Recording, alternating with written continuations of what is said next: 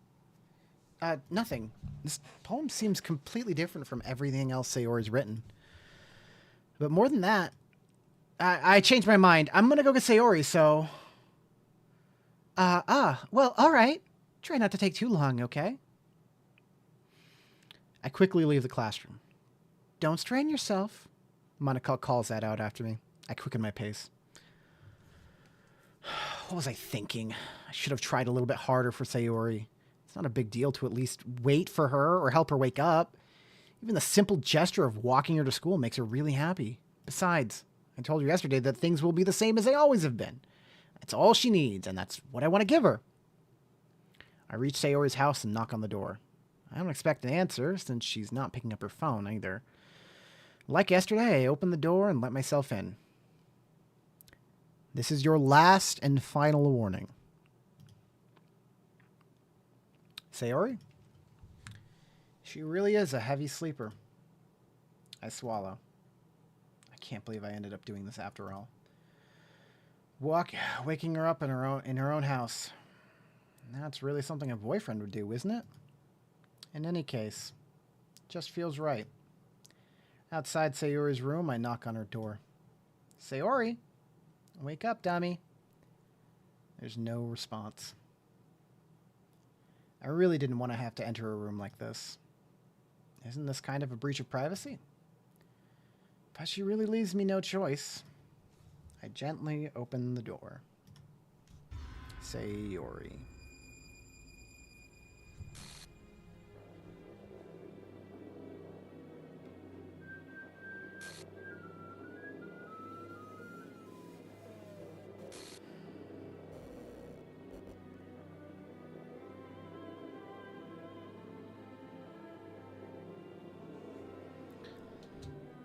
What in the hell? What the hell? Is this a nightmare? It has to be. This isn't real. There's no way this can be real. Sayori wouldn't do this. Everything was normal up until a few days ago. That's why I can't believe what my eyes are showing me. I suppressed the urge to vomit. Just yesterday, I told Sayori I would be there for her. I told her I know what's best and that everything will be okay. Then why? Why would she do this? How could I be so helpless? What did I do wrong? Confessing to her. I shouldn't have confessed to her. That's not what Sayori needed at all. She even told me how painful it is for others to care about her. Then why did I confess to her and make her feel even worse? Why was I so selfish? This is my fault. My swarming thoughts keep telling me everything I could have done to prevent this. If I just spent more time with her, walked her to school, and remained friends with her, like it always has been. Then, I could have prevented this. I know I could have prevented this. Screw the literature club. Screw the festival. I just lost my best friend. Someone I grew up with. And she's gone forever now. Nothing I can do can bring her back. This isn't some game where I can reset and try something different. I had only one chance, and I wasn't careful enough. And now I'll carry this guilt with me until I die. Nothing in my life's worth more than hers, but I still couldn't do what she needed from me. And now, I can never take it back. Never. Never. Never. Never. Never. Well, we can try better the next time, right? This is just a game, right?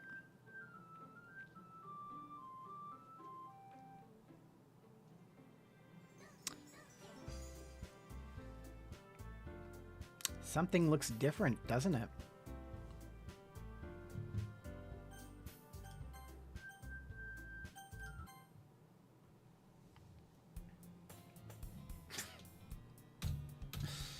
I see an annoying girl running towards me from the distance, waving her arms in the air like she's totally oblivious to any attention she might draw to herself.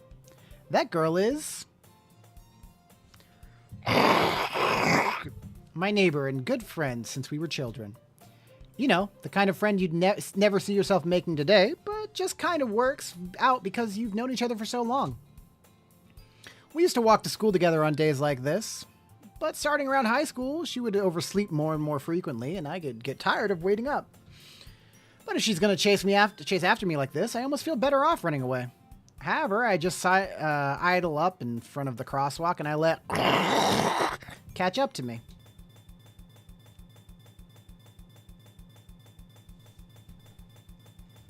We can just start over, right?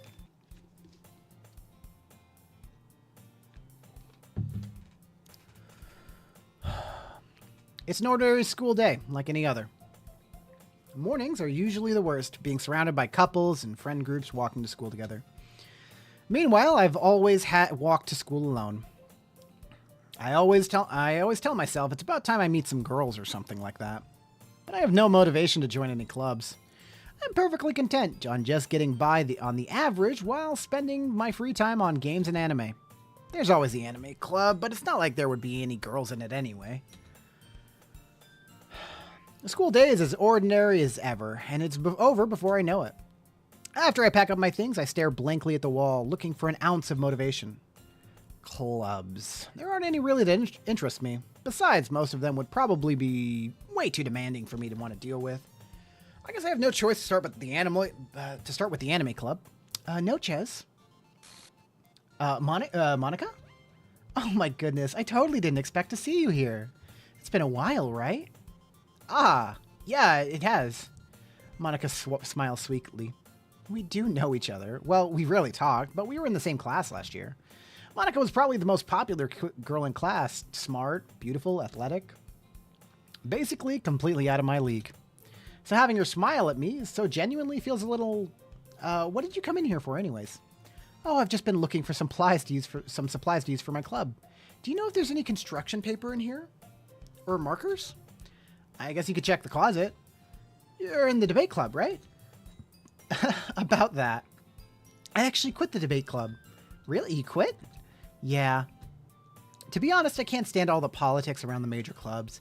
It feels like nothing but arguing about the budget and publicity and how to prepare for events. I'd much rather take something I personally enjoy and make something special out of it. In that case, what club did you decide to join? Actually, I'm starting a new one. A literature club. Literature? That sounds kind of dull. How many members do you have so far? It's kind of embarrassing, but there are only 3 of us so far. It's really hard to find new members for something that sounds so boring. Well, I can see that. But it's really not boring at all, you know? Literature can be anything. Reading, writing, poetry. I mean, one of my members even keeps her manga collection in the clubroom. Wait, really? Yeah, it's funny, right? She always insists that manga is literature too. I mean, she's not wrong, I guess. And besides, a member is a member, right? Did Monica say she? Hey, Noches. By any chance, are you still looking for a club to join? I mean, I guess so, but in that case, is there any chance you could do me a big favor? I won't ask you to join, but if you could at the very least visit my club, it would make me really happy. Please? Well, I guess I have no reason to refuse. Besides, how could I ever refuse someone like Monica? Sure, I guess I could check it out. Awesome. You're really sweet, Noches, you know that? It's nothing, really. Shall we go then? I'll look for the materials another time. You're more important. And thus, today marks the day I sold my soul to Monica and her irresistible smile. I timidly follow Monica across the school and upstairs, a section of the school I rarely visit, being generally used for third-year classes and activities. Monica, full of energy, swings open the classroom door. I'm back, and I brought a guest with me. Huh? A guest? Seriously? You brought a boy? Way to kill the atmosphere. Don't be mean, Natsuki. But anyway, welcome to the club, Noches. All words escape me in this situation. This club is full of incredibly cute girls. Let me see you around. Nice to see you. Thanks for dropping by, man. It's good to see you. I will catch you later. So let me guess. You're Monika's boyfriend, right? What? No, I'm not. Natsuki. The girl with a sour attitude who's apparently named Natsuki is the one I don't recognize. Her small figure makes me think she's probably a first year. Anyway, this is Natsuki, energetic as usual, and this is Yuri, the vice president. It's nice to meet you. Yuri, who appears comparably more mature and timid, seems to have a hard time keeping up with someone like Natsuki. Also, Rin. 2 more votes for Rin. Yuri, who appears comparably more mature and timid, seems to have a hard time keeping up with someone like Natsuki. Yeah, it's nice to meet both of you. Stuff does nothing but keep the train going. This is true. Nope. So I ran into Noches in a classroom and he decided to come check out the club. Isn't that great? Wait, Monika. Didn't I tell you to let me know in advance before you brought anyone new? I was gonna, well, you know. Sorry. I didn't forget that, but I just happened to run into him. In that case, I should at least make some tea, right? Yeah, that'd be great. Why don't you come sit down, Noches? The girls have a few desks arranged to form a table. Yuri walks into the corner of the room and opens a closet. Meanwhile, Monika and Natsuki sit across from each other. Still feeling awkward, I take a seat next to Monika. So, yes. Okay, that was a 6. And that was a 9. 1, 2, 3, 4, 5, 6, 7, 8, 9. So I know you didn't really plan on coming here. But we'll make sure you feel right at home, okay? As president of the Literature Club, it's my duty to make the club fun and exciting for everyone. I'm surprised there aren't more people in the club yet. It must be hard to start a new club. You could put it that way. Not many people are interested in putting out all the effort to start something brand new, especially when it's something that doesn't grab your attention, like literature. You have to work hard to convince people that you're both fun and worthwhile, but it makes school events like the festival that much more important. I'm confident that we can all really grow this club before we graduate. Right, Natsuki? Well, I guess. Natsuki reluctantly agrees. Such different girls, all interested in the same goal. Monika must have worked really hard just to find these two. Yuri returns to the table carrying a tea set. She carefully places a teacup in front of each of us before sitting down the teapot in the middle. You keep a whole tea set in this classroom? Don't worry, the teachers gave us permission. After all, doesn't a hot cup of tea help you enjoy a good book? I guess. Don't let yourself get intimidated. Yuri's just trying to impress you. That's not... Insulted, Yuri looks away. I meant that, you know... I believe you. Well, tea and reading might not be a pastime for me, but at least I enjoy tea. I'm glad. Yuri faintly smiles to herself in relief. So, Noches, what kind of things do you like to read? Well, considering how little I've read these past few years, I don't really have a good way of answering that. Manga? I mutter quietly to myself, half joking. Natsuki's head suddenly perks up. Looks like she wants to say something, but she keeps quiet. Not much of a reader, I guess. Well, that could change. What am I saying? I spoke without thinking after seeing Yuri's sad smile. Anyway, what about you, Yuri? Well, let's see. Yuri traces the rim of her teacup with her finger. My favorites are usually novels that build deep and complex fantasy worlds. The level of creativity and craftsmanship behind them is amazing to me, and telling a good story in such a foreign world is equally impressive. Yuri goes on, clearly passionate about her reading. She seemed so reserved and timid since the moment I walked in, but it's obvious the way her eyes light up that she finds her comfort in a world of books, not people. But you know, I like a lot of things. Stories with deep psychological elements that usually immerse me as well. Isn't it amazing how a writer can deliberately take advantage of your own lack of imagination to completely throw you through a loop? Anyway, I have been reading a lot of horror lately. I read a horror book once. I desperately grasped on something I can relate to it at the minimal level. At this rate, Yuri might as well be having a conversation with a rock. I'd expect that from you, Yuri. It suits your personality. Oh, is that so? Really, if a story makes me think or takes me to another world, then I can't put it down. Surreal horror is often very successful at changing the way you look at the world, even if only for a brief moment. I hate horror. Oh, why's that? Well, Natsuki's eyes dart over to me for a split second. Never mind. That's right. You usually like to write about cute things, don't you, Natsuki? What? What gives you that idea? You left a piece of scrap paper behind during the last club meeting. It looked like you were working on a poem called Don't Say It Out Loud and Give It Back. Fine. Natsuki, you write your own poems? Well, I guess sometimes. Why do you care? I think that's impressive. Why don't you share them sometimes? No! Natsuki averts her eyes. You wouldn't like them. Not very confident writer yet. I understand how Natsuki feels. Sharing that with that level of writing takes more than just confidence. The truest form of writing is writing to oneself.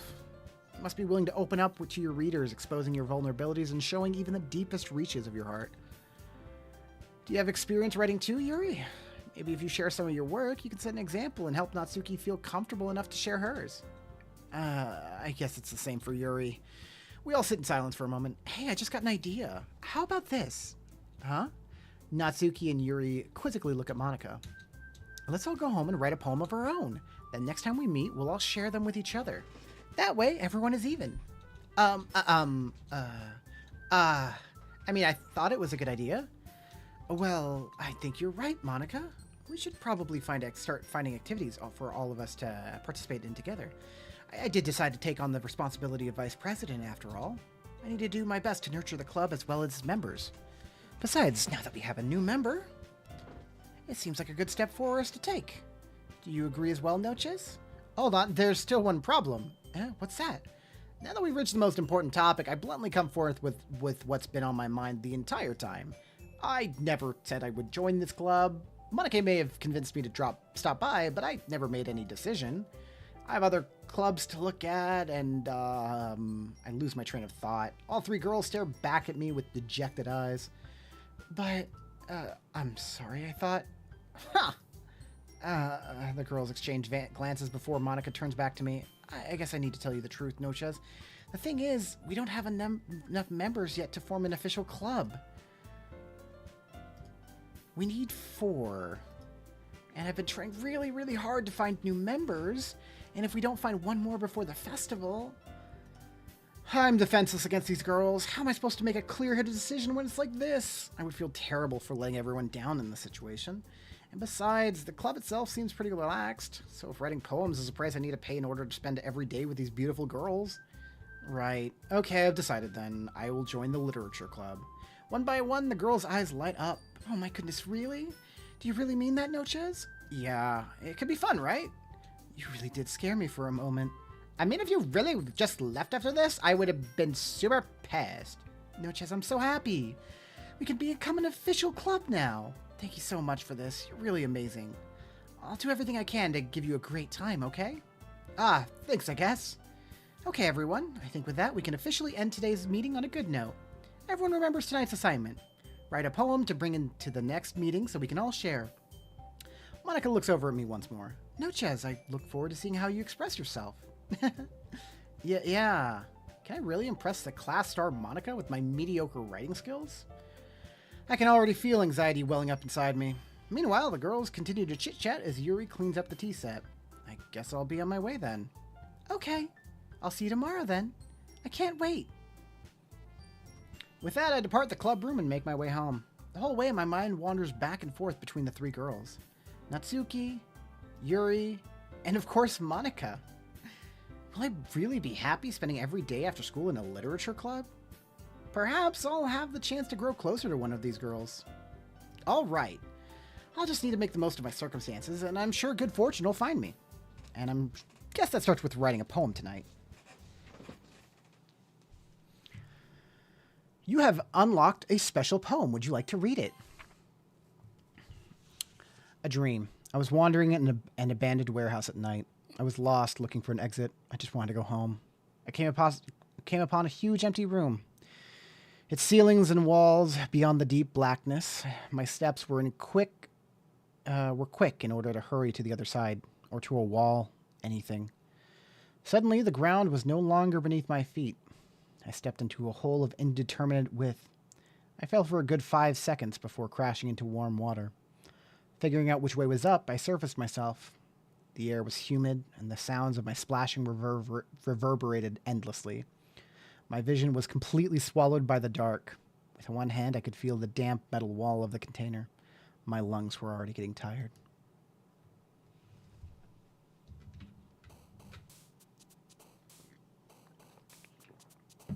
I don't actually remember that.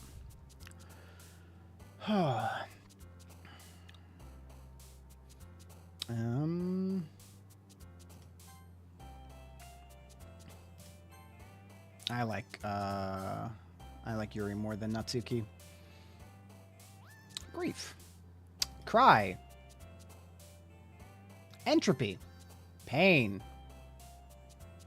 Also, it fits for what how I feel right now. Blanket. I want a blanket. Defeat. Misfortune. Afterimage. Incapable. Judgment.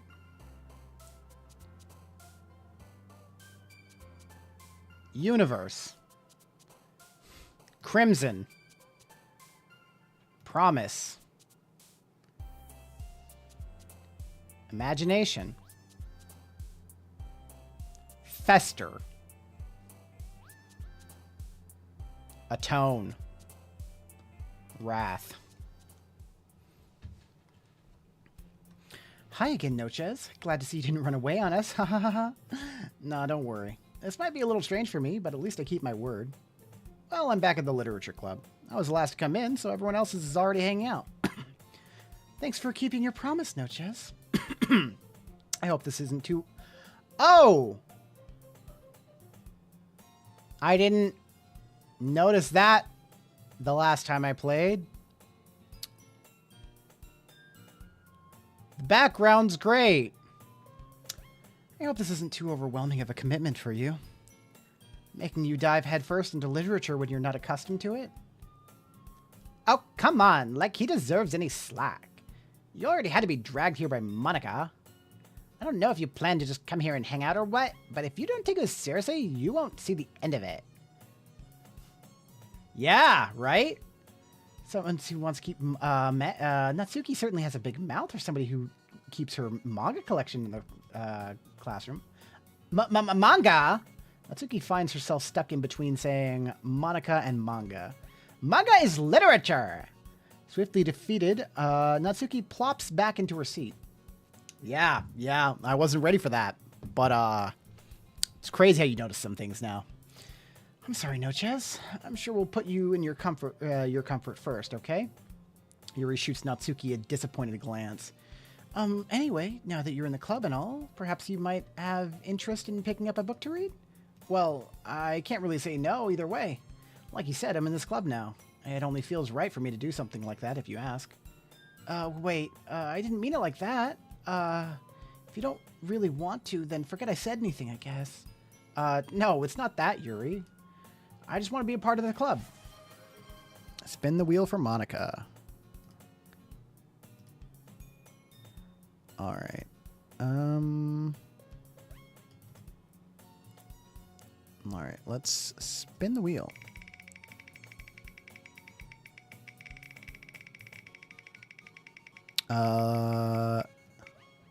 Give any contestant 2 votes.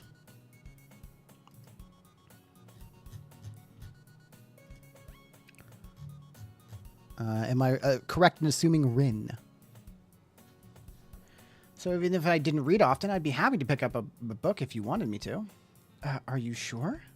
I just felt like, is everything tilted now? Well, as vice president and all. That should help you get started on something you might like. Yuri reaches into her bag and pulls out a book. I didn't want you to feel left out. So I picked out a book that I thought you might enjoy. It's a short read, so it should keep your attention even if you don't usually read. And we could, discuss it if you wanted. This is, how is this girl being accidentally so cute? She even picked out a book she thinks I'll like, despite me not reading much.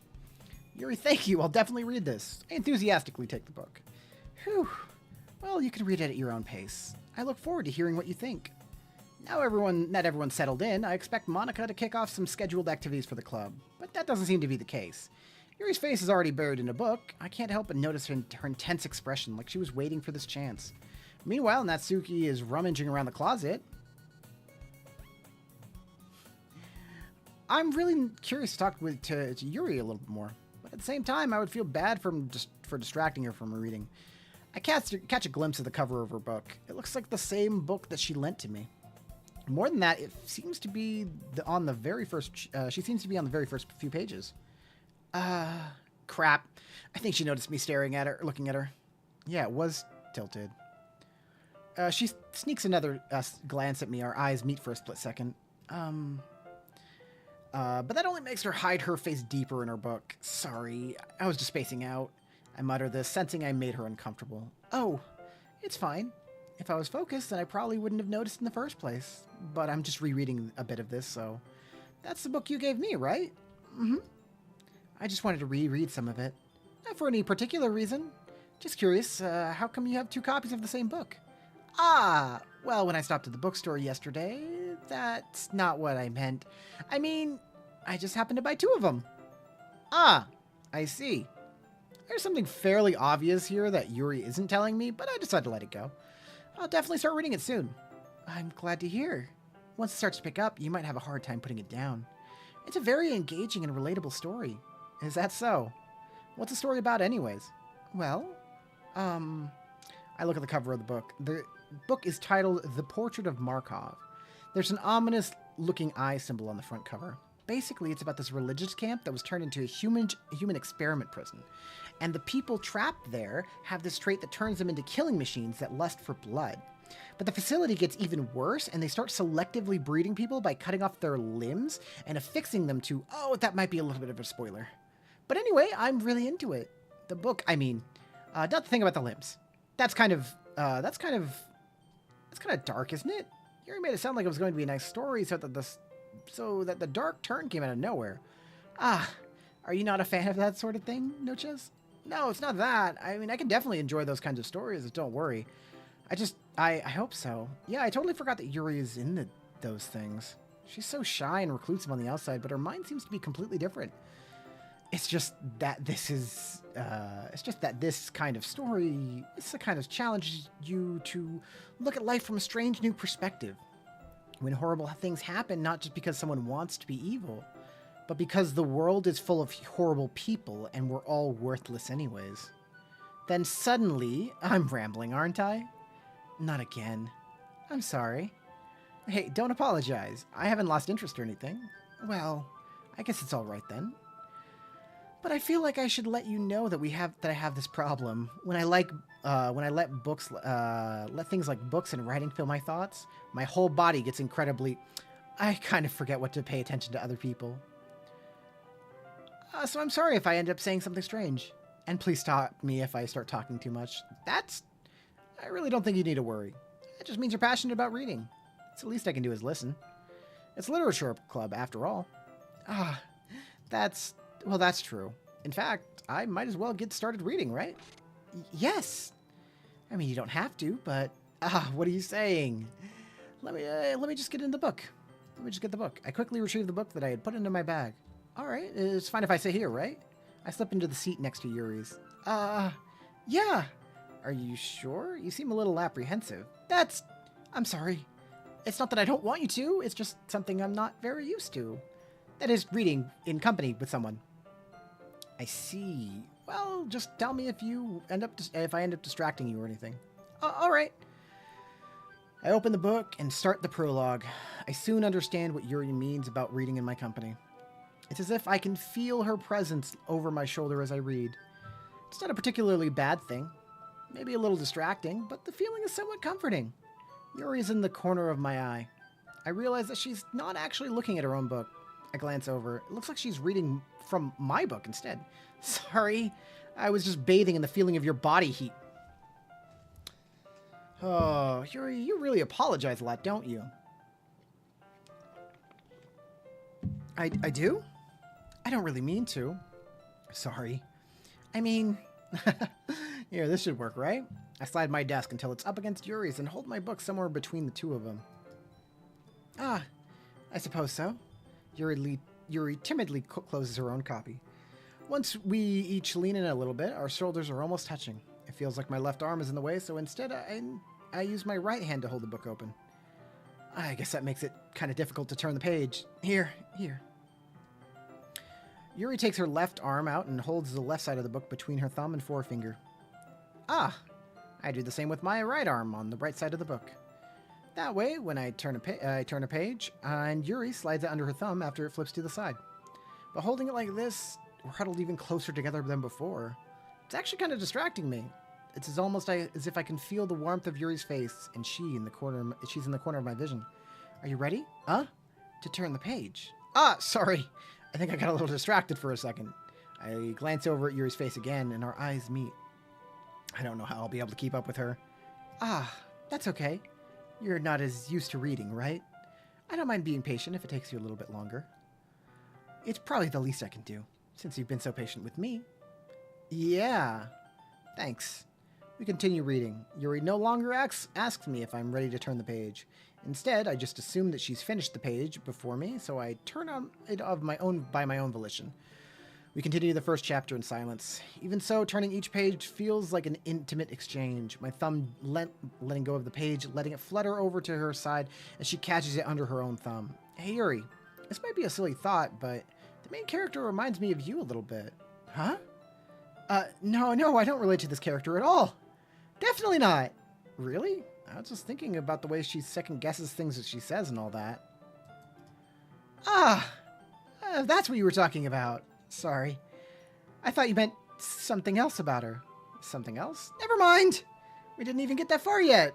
So I don't know why that came into my head. Yuri, are you feeling alright? Yuri's been a little fidgety ever since we started reading. You can rest if you're feeling sick or something. Your breathing is a little... My breathing? Yuri puts her hands on her chest as if to feel her heartbeat. I didn't even notice. Anyway, I'm fine. I just need some water. All right, don't push yourself. Yuri stands up and practically rushes out of the classroom. What on earth was that about? Nochez! Did something happen just now? Huh? I have no idea. Yuri was acting a little strange, I guess. So you don't know anything. Sorry, I can't say I do. Are you worried about her? Oh, no, not really. I was just making sure that you didn't do anything to her. No, nothing! Don't worry, I believe you, silly. Yuri just does this sometimes, so it's nothing alarming. All right, if you say so. Anyway, why don't we start with sharing our poems with each other? Huh? Shouldn't we wait for Yuri? Well, she might be a while, so I just figured we'd get started without her. Is that okay? Yeah, I was just asking. I stand up. I make a mental note of where I left off in the book and slip it back into my bag. I'll show it to Natsuki. I told as Natsuki I was interested in her poems yesterday. It's probably only fair if she showed mine with her first. Huh? Notches, if you're not going to take this club seriously, then go home. What? Harsh. What, you expect me to believe that you actually put effort into this? Do you think I'm stupid? I'm not a writer. Maybe it's not very good, but yeah, I did put in effort. We gotta start somewhere, right? If you're still proud of the first poem you ever wrote, then I'd like to read it. Painful to think about. Fine. Well, sorry. You'll get better anyway. I'd tell you what to improve, but you're better off just trying again. Fair enough. Well, to each their own, I guess. Anyway, I gotta share mine now. Knowing you'll probably think it's stupid. Eagles can fly, monkeys can climb, crickets can leap, horses can race, owls can seek, cheetahs can run, eagles can fly, people can try, but that's about it. Yeah, I told you weren't gonna like it. I like it. What? Just be honest. I am. Why are you so convinced that I wouldn't like it? Well, because everyone in high school thinks that writing has to be all sophisticated and stuff, so people don't even take my writing seriously.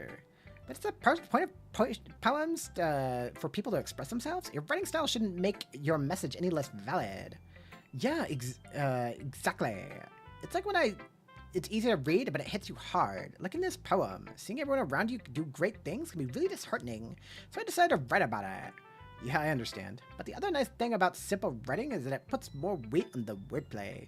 Like, I set up for a rhyme at the end, but then it falls flat on purpose. It helps bring out the feeling in the last line. So you did. I guess it's more went into it than I realized. That's what it means to be a bro. Glad you learned something. Didn't expect that from the youngest one here, did you? Yeah, I guess not. I decided to humor her with the last comment. I don't really care how old everyone is, but if Natsuki is feeling proud, then I won't take that away from her. Who should I... let's go to Monica. Hi, Noches. Having a good time so far? Yeah. Good, glad to hear it. By the way, since you're new and everything, if you ever have any suggestions for the club, like new activities or things we can do better, I'm always listening. Don't be afraid to bring things up, okay? Alright, I'll keep that in mind. Of course, I'll be afraid to bring things up. I'm just much better going with the flow until I'm more settled in. Anyway, want to share your poem with me? It's kind of embarrassing, but I guess I have to. Don't worry, Noches. We're all a little embarrassed today, you know? It's that sort of barrier that we'll all learn to get past soon. Yeah, that's true. I hand Monica my poem. Great job, Noches. I was going ooh in my head while reading it. It's really metaphorical. I'm not sure why, but I didn't expect you to go for something so deep. I guess I underestimated you.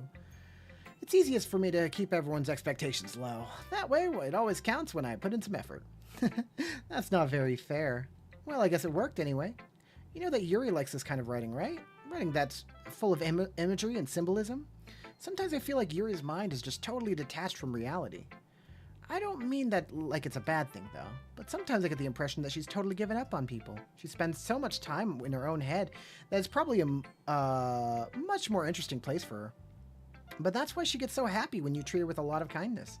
I don't think she's used to being indulged like that. She must really be starved for social interaction, so don't blame her for coming on a little strongly. Like earlier. I think if she gets too stimulated, she ends up withdrawing and looking for alone time. Suddenly the door opens.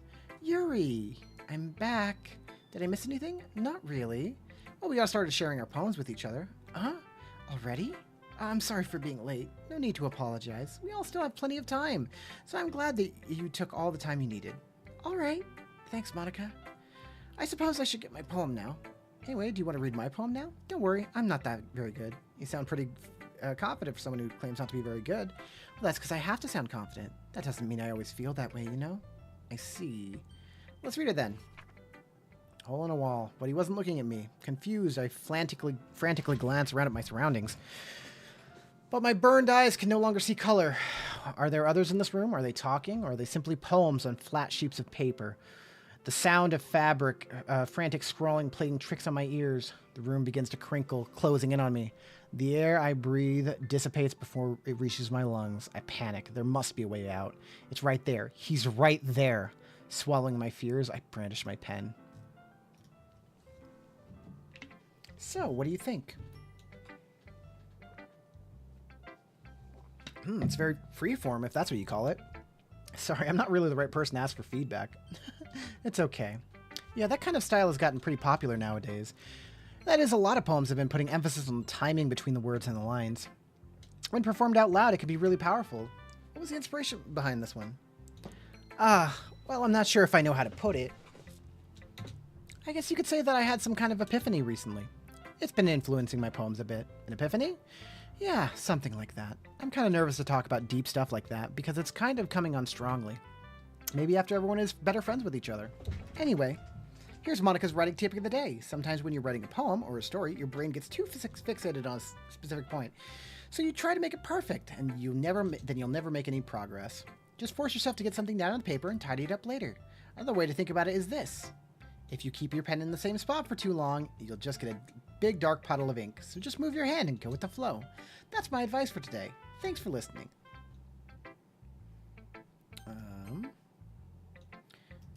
As Yuri reads the poem, I notice her eyes lighten. Exceptional. What was that? Huh? Did I say that out loud? Yuri first covers her mouth, then ends up covering her whole face. He's gonna hate me. You really didn't do anything wrong, Yuri. I guess you're right. What am I getting so nervous for? Yuri takes a breath. So, what kind of writing experience do you have? Your use of imagery and metaphors indicate you've written a lot of poetry before. Really? Well, that's a huge compliment coming from you. This is actually my first time, really. Huh? Yuri stares at me blankly, then looks at my poem again. Well, I know that. I just meant, Yuri trails off, unable to find an excuse. She traces her fingers along the words of the poem as if breaking it down more thoroughly. Yeah. Okay. This is the reason I was able to tell. It's just that there are specific writing habits that are usually typical of new writers. And having been taught through that myself, I kind of learned to pick up on them. I think the most noticeable thing I recognize in new writers is that they try to make their style very deliberate. In other words, they tend to pick a writing style separate from the topic matter, and they form-fit the two together. The end result is that both style and expressiveness are weakened. Once Yuri finds her train of thought, it's as if her demeanor totally changes. Her stammering is completely gone, and she sounds like an expert. Of course, that's not something you can be blamed for. There are so many different skills and techniques that go into writing even a simple poem. Not just finding them and building them, but getting them to work together is probably the most challenging part. It might take you some time, but it all comes with practice and learning by example and trying new things. I also hope that everyone else in the club gives you valuable feedback. Natsuki can be a little biased, though. Biased how? Well, never mind. I shouldn't be talking about other people like that. Sorry. It's fine. I'm not sure if Yuri is apologizing to herself, to me, or to Natsuki. Do you mind if I read your poem now? Please do. I'd love to share my thought process behind it. Yuri smiles dreamily as if it's a rare opportunity for her, which itself is kind of funny. After all, isn't this supposed to be a literature club? Ghost under the light. The tendril of my hair illuminate beneath the amber glow bathing. It must be this one. The last remaining streetlight to have withstood the test of time. The last yet to be replaced by the sickening blue-green hue of the future. I bathe. Calm breathing air out of the present, but living in the past. The light flickers. I flicker back. I'm so sorry to have such terrible handwriting. What? I wasn't thinking that at all. But it took you a long time to read. It's just because I don't read script that often. I actually think your handwriting's pretty. Huh? That's a relief. Also, I like the poem. Even though it's short, it was very descriptive. It wasn't too short. I usually write longer poems. Not at all. I'm really glad you like it. I'll be honest. Since it was our first time sharing, I wanted to write something a little more mild. Something easy to digest, I suppose. Are you in a ghost, Yuri? Actually, the story isn't about a ghost at all, Nochez. Really? I must have totally missed the point. Well, you did only glance over it, after all. But remember that poets often express their own thoughts, feelings, and experiences in their work. They usually do more than tell a simple story or paint a picture. In this case, perhaps the poem is only being symbolically compared to a ghost, lingering in their last remaining place of comfort, unable to let go of the past, and soon to be left with nothing. That's a lot more solemn putting it that way. I hadn't even thought of that. That's impressive. Huh? It's nothing really. Yours was impressive too, so nah, if anything, I could probably learn a thing or two from you. You think so? Yeah, of course. You know, I was really nervous about doing all this, but in the end, I enjoyed it. I'm gonna keep doing my best for you, Nochez. Me too. Phew, I guess that's everyone. I glance around the room. That was a little more stressful than I anticipated. It's as if everyone is judging me for my mediocre writing abilities, even as if they're just being nice. There's no way the poems can stand up to theirs. There's a literature club, after all. I sigh. I guess that's what I ended up getting myself into. Across the room, Monica is writing something in her notebook. My eyes land on Yuri and Natsuki. They gingerly exchange sheets of paper, sharing their respective poems. As they read in tandem, I watch each of their expressions change. Natsuki's eyebrows furrow in frustration. Meanwhile, Yuri smiles sadly. What's with this language, huh? Did you say something? Oh, it's nothing. Natsuki dismissively returns the poem to the desk with one hand. I guess you could say it's fancy. Thanks. Yours is cute. Cute? Did you completely miss a symbolism or something? It's clearly with the feeling of giving up. How could that be cute? I knew that. I just meant the language, I guess. It was trying to say something nice. You may not have to try that hard to come up with something nice to say. Thanks, but it doesn't come out nice at all. I do have a couple of suggestions. If I was looking for a suggestion, I would have asked someone who actually liked it.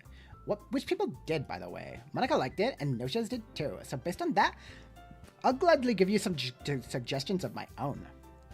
First of all, excuse me, I appreciate the offer, but I've spent a long time establishing my writing style. I don't expect to change it anytime soon unless I've come across something particularly inspiring, which I haven't yet. And Nochez liked my poem too, you know. He even told me he was impressed by it. Natsuki suddenly stands up. Oh? I didn't realize you were so invested in trying to impress our new member, Yuri. That's not what you're just...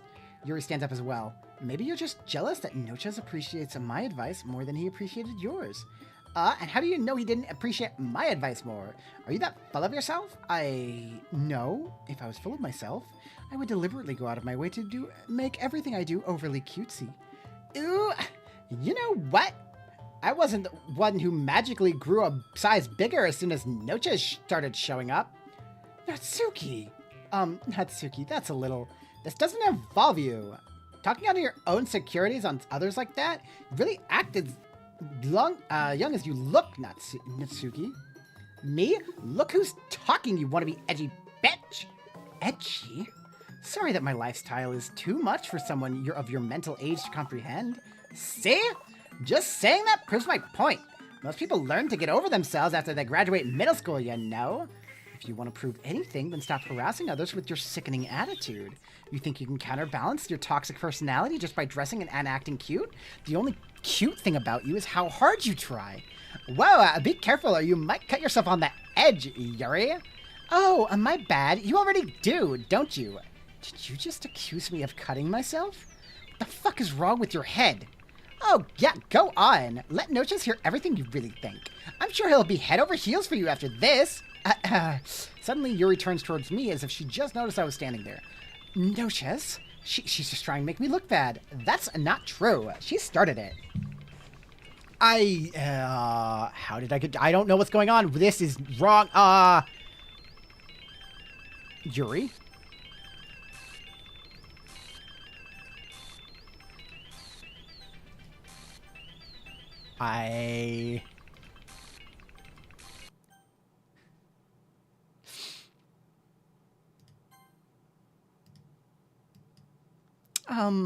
Hey, Noches. Why don't we step outside for a little bit, okay? Oh, this fucking game. This fucking game. Sorry about that. They really shouldn't have tried to get you involved. It's probably better for us to stay out of this. We'll go back inside once they're done yelling. Some president I am, right? I can't even confront my own club members properly. I just wish I was able to be a little more assertive sometimes. But I never have it in me to put my own foot down against others. You understand, right? Anyway, if this makes you want to spend less time with the others, then that's fine. I'd be happy to spend more time with you instead. Suddenly, Natsuki runs out of the classroom. She quickly runs away. Oh dear. Well, it looks like they're done. I didn't mean it. I didn't mean it. I didn't mean it. Yuri's rocking back and forth on her desk, with her palms on her forehead. Yuri? I didn't mean it. I believe you. I have no idea what Yuri might have said to Natsuki, or did. No, Ches, please don't hate me. Please? I'm not like this. There's something wrong with me today. It's fine, Yuri. We know you didn't mean it. Besides, I'm sure Natsuki will forget all about it by tomorrow. Completely. Anyway, the meeting is over, so you can go home now if you want. Yuri looks at me as if she wants to say something, but she keeps glancing at Monika. You can go first, Monika. I'd like to stay a little bit longer. I'm the president, so I should be the last one out. I'll wait for you to be done. Well, I'm vice president, so please let me take that responsibility today. It kind of sounds like you don't want me around for something, Yuri. It's not that. It's not that. I didn't get much of a chance to discuss my book with Noches. It would be embarrassing with you listening. I guess I really don't have a choice, do I? I'm sorry for causing trouble, but I really appreciate you understand.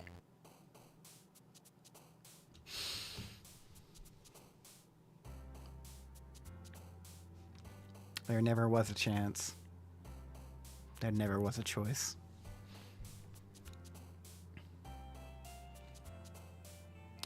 Promise.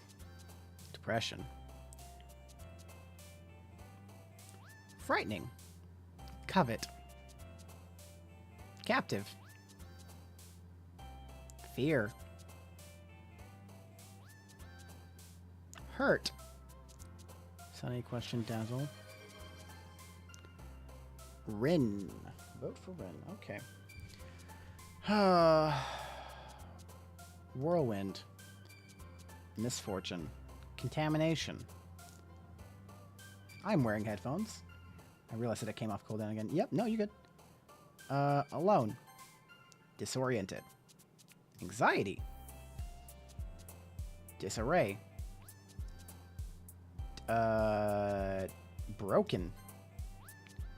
Giggle, nibble, existence. Existence is agonizing. Sunset.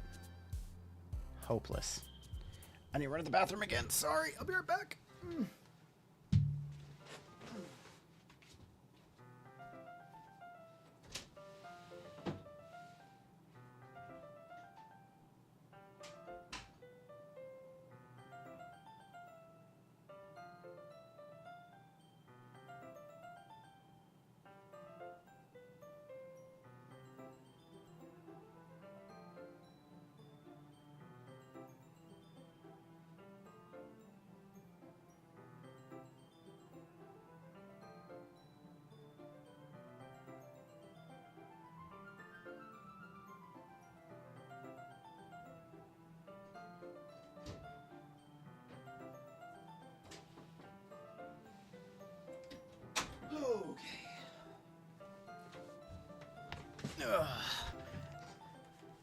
Alrighty.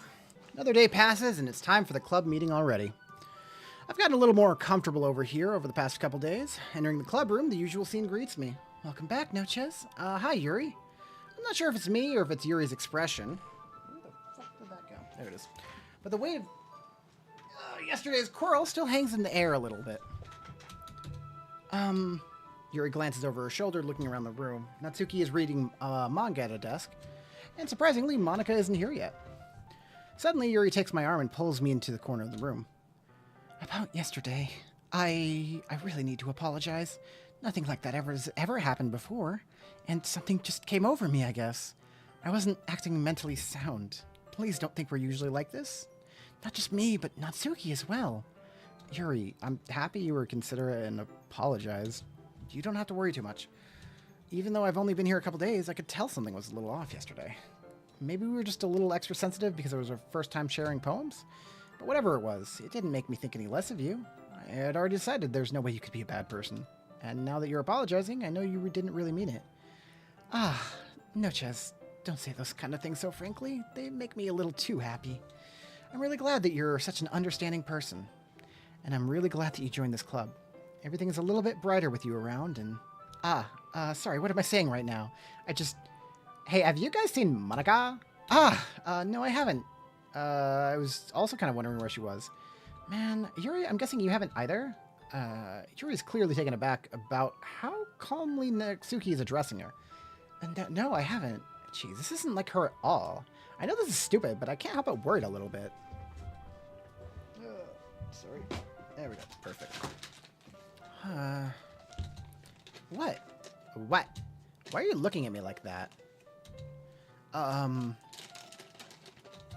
Natsuki, about yesterday.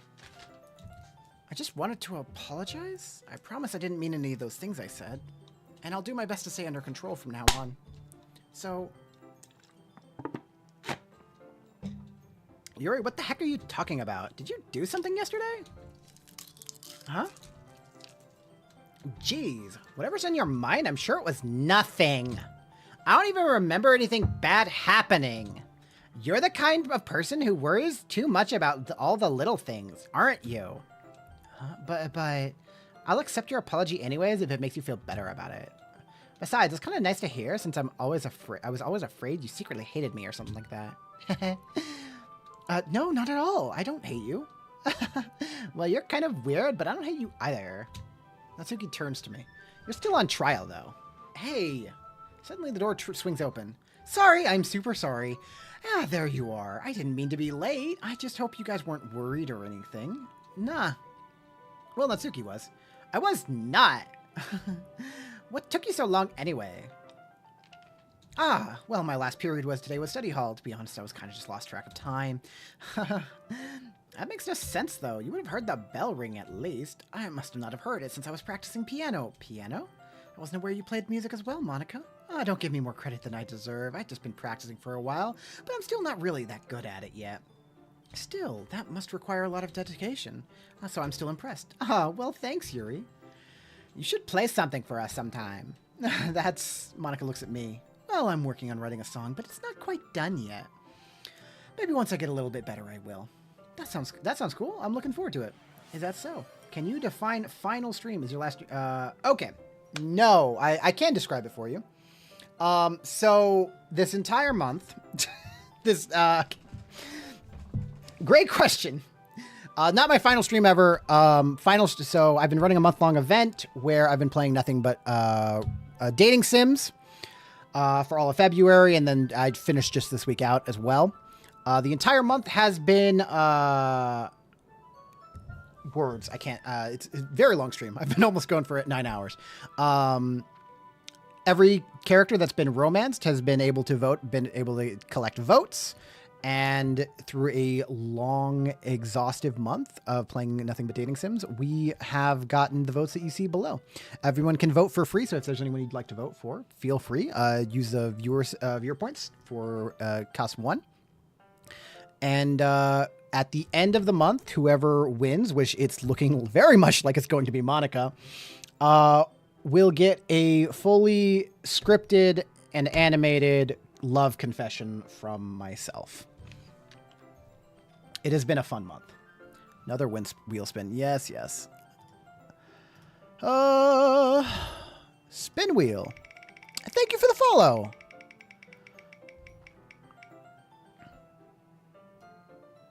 You get to redeem a lost love. So go through any lost love if you'd like. Is that so? In that case, I won't let you down, Nochez. Monica smiles sweetly. I didn't mean any pressure or anything like that. Don't worry. I was hoping that I could share it with you anyways. I guess that's why I've been practicing so much recently. I see. I'm not sure if Monica was referring to the whole club or just me. In that case, best of luck. Thanks. So I didn't miss anything, did I? No, not really. I chose not to bring up anything that the three of us talked about. Besides, Natsuki has already run off into the closet.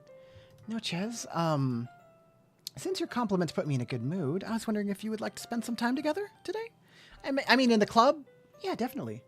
Any character that's on the screen, basically. Like, directly below me or all along the bottom line.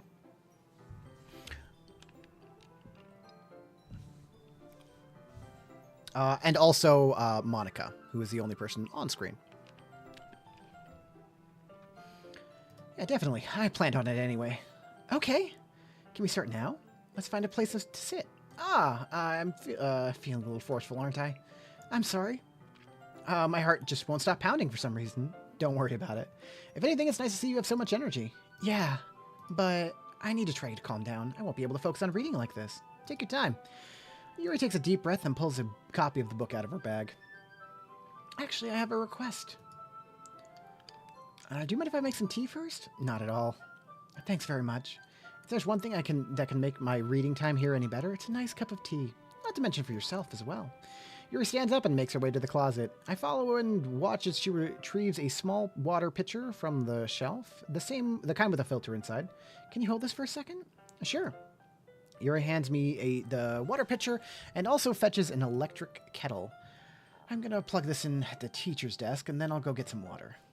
She walks past me and sets a kettle down on the teacher's desk. I simply watch her movements. To my surprise, the way she moves really contrasts her speaking mannerisms, especially because of her long legs. Yuri appears elegant and methodical. Okay, may I have the water pitcher? Thanks, I'll be right back.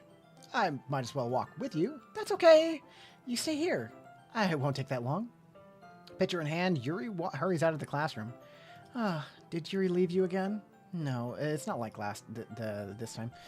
She's just filling up the water pitcher to make tea. Oh, okay. Sorry for misunderstanding. 10 minutes pass. Yuri said it wouldn't take long. Is something holding her up? I'm bored just waiting here. Noche's wheel. Oh, the wheel! I'm sorry. We've been going for so long. eCraft game. Oh, the wheel is... Guys, I'm so sorry. I'm looking at things and I'm just blind apparently tonight. I've been going for so long. The wheel is still up, I see. Noches, I'd like to make a deal. What is the deal that you would like to make? We're just waiting here, so I decided to go look for her. Pat, pat. Let's see. The most logical place for Yuri would be the next nearest water fountain. I start heading down the hallway. What's that noise? It's coming from around the corner. It sounds like breathing. Okay, I don't remember what this one is, but I would also like to remind everyone, I assume that everyone's coming from another DDLC stream. Just, you know, this game doesn't hold back. Tackles difficult concepts. And not great, sometimes people might be a little uncomfortable by that, so just heads up.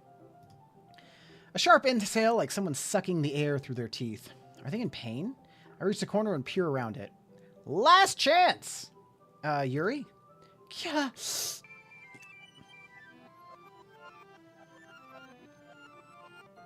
I'm back! Thanks for waiting patiently. Notches, do you like oolong tea? Yeah. Anything's fine. Very well, very well. Yuri sets the temperature on the kettle to 200 degrees. Now it's time to go get the teapot. You really do this properly, don't you? Of course. I shouldn't do anything, do any less when I'm making tea for others, even if I'm not an expert on tea or anything. Lost love, since I technically pulled in Meg already. I would like to burn all of Craig's points to give Rin the amount of points a lost love would come in with.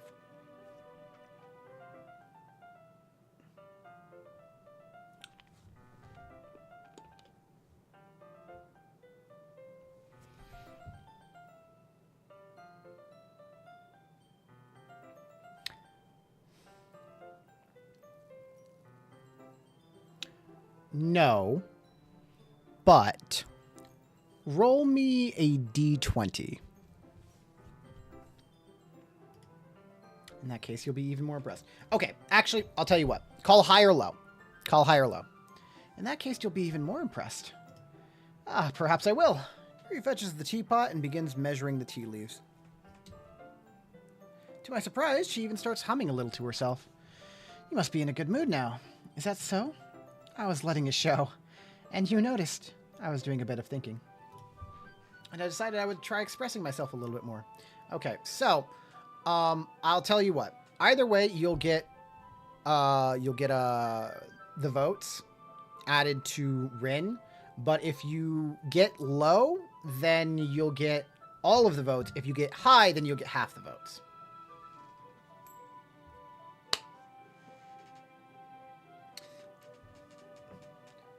All right. That was high. So it was 1d4 plus 1. So it was 2. So I rolled a 3, adds up to 4, minus half that, 2. So Rin gets 2 votes. And I decided I would try expressing myself a little more. Turns out it's not very hard for me to do. When it's you who's around anyways, though. That's great, Yuri. Just don't push yourself too much. You're always worrying about me, Notches. It's very endearing. Yuri wasn't kidding. I don't even know if I can keep up with this. I watched Yuri pour a cup of tea for each of us. Notches, I have another request. Do you mind if we sit on the floor today? Worth, though. What's that? It'll be a little bit easier on my back. I can read with my back against the wall rather than bending over at my desk. Sorry, I didn't realize. No worries. I just have a back pain fairly regularly, so I do my best to manage it. Is that so? I wonder why that is. It's mostly likely because of my posture, right? Yeah. I can go back to lurk while I keep looking at camping stuff. Posture, right? Always hunched over like that while reading. Yes! Yes, that's exactly what it is. I have terrible reading posture. So that's why we should sit on the floor. Fair enough. I'll go ahead and get the book. I retrieve the book from my bag. I have some chocolate as well. It's a small bag of it's a bag of small chocolate candies. I take it since it'll go well with the tea. Yuri and I then sit against the wall, teacups at our side. As if sync, we assume the same reading position as last time, each one of us holding half the book. Except this time, our bodies are even closer together. I can't see too well. Yuri slides closer until our shoulders are touching. How am I supposed to focus on reading like this? Yuri is always kind of cute, but when she's being less apprehensive, it's almost more than I can handle. Your teacup. Yuri hands me my teacup. Holding it with my hands is, that's not holding the book. I end up in a position that makes it even harder to focus, because now I need to worry about making sure I don't accidentally touch her chest. Meanwhile, Yuri hasn't noticed a single thing. She wears her intense reading expression, and I can only presume that the world around her has faded away. I use all of my willpower to focus on reading. After a few minutes, I finally managed to relax a little. Put the teacup between my legs and fumble with the chocolates wrapper. Sorry. I briefly let go of the book to finish opening the wrapper. You can have as much as you want. Oh, that's okay. I won't take any. Are you sure? Well, if I touch it, then I might get smudges on the pages. You're right. I didn't even think about that. My bad. No need to apologize. Focus, Noches. Focus. I'm focusing. No need to apologize. I'll hold the book, okay? Are you sure? Of course. Yuri opens the book with both hands. She holds it so that I don't have any harder of a time reading from it. As a result, her left arm is practically resting on top of my leg. Well, in that case, Yuri is already totally focused on reading again. I take a chocolate candy and pop it into my mouth. Then I take another chocolate, and I hold it up for Yuri. She doesn't even look away from the book. She simply parts her lips as if the situation was completely natural. But that means I can't stop here. I apprehensively place the chocolate in her mouth. Just like that, Yuri closes her lips over it. Yuri's expression suddenly breaks. Did I just... Yuri looks at me as like she needs to confirm what just happened. Noches. Sorry, I shouldn't have done... I guess I shouldn't have done that, but, like, I kind of don't look at it as a sexual thing anymore, even though I guess it kind of is. It was just... Honestly, had, like, purely platonic thoughts, I swear. Yuri starts to breathe heavily. I can't. Noches? Suddenly, Yuri forcefully grabs my arm and jerks me to my feet. My teacups gets knocked over. Noches? My heart won't stop pounding, Noches? I can't calm down. I can't focus on anything anymore. Can you feel it, Noches? Yuri suddenly presses my hand against her chest. Why is this happening to me? I feel like I'm losing my mind. I can't make it stop. It even makes me not want to read. I just want to look at you.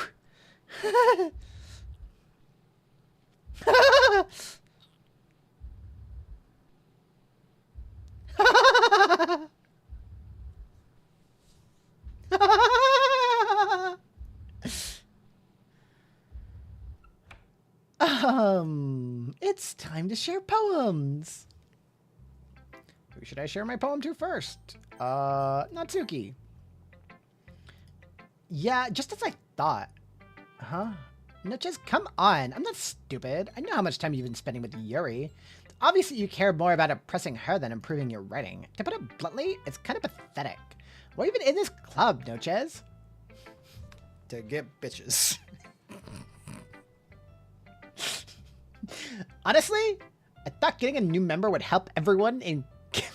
I'm sorry, that was... Your creepy giggle laugh is getting disturbing. It's great. I practice it a lot, all the time. I love the villain shit.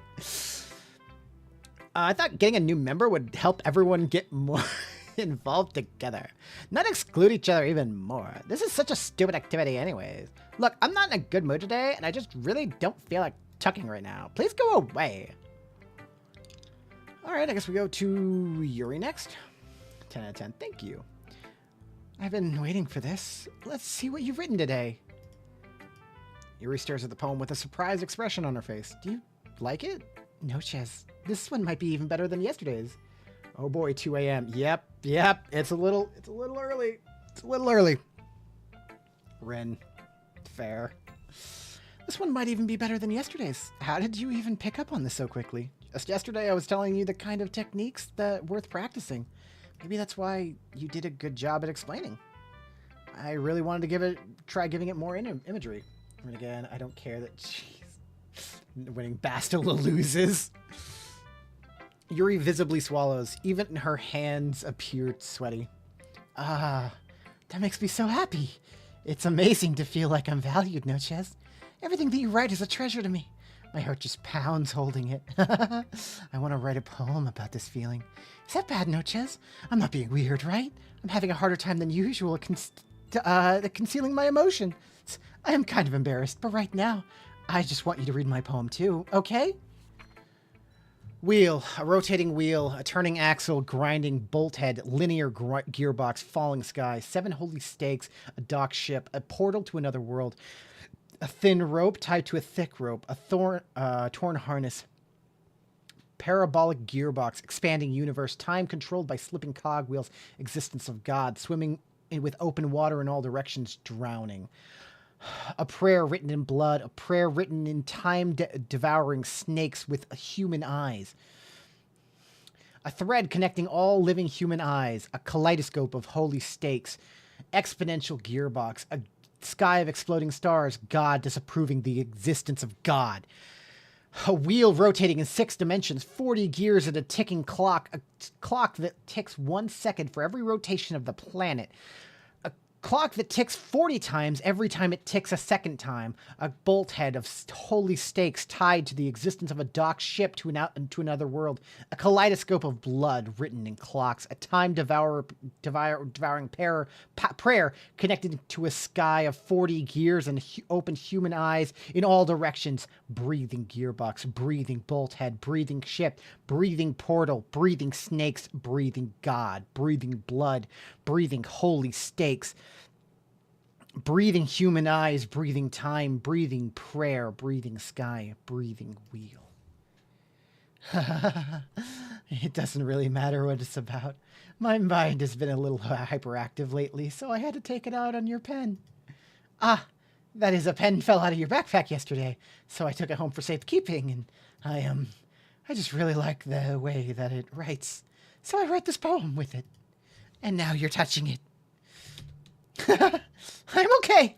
What did I just... Can we pretend this conversation never happened? You can keep the poem, though. Who should I show my poem to next? Monica? No, Ches, I think you saw something earlier that you weren't supposed to see. I didn't want to have to tell you this, but I don't think I have a choice. It's getting kind of dangerous for you to spend so much time with Yuri. I don't know why, but she seems pretty excitable when she's around you. Which shouldn't be a problem in itself, but when Yuri gets too excited, she finds a place to hide and starts cutting herself with a pocket knife. Isn't that kind of messed up?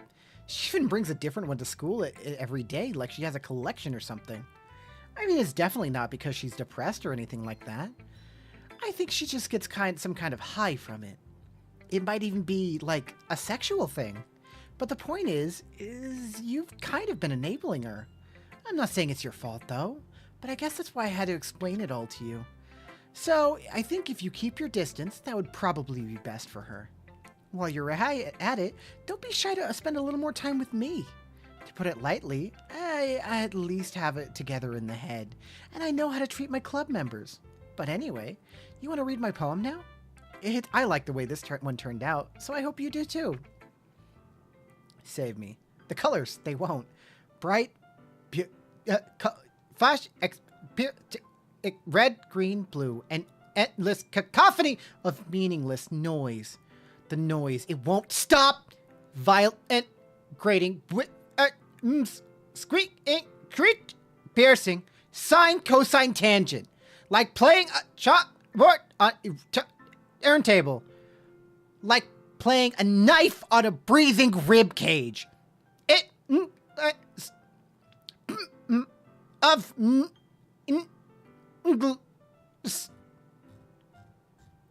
Delete her.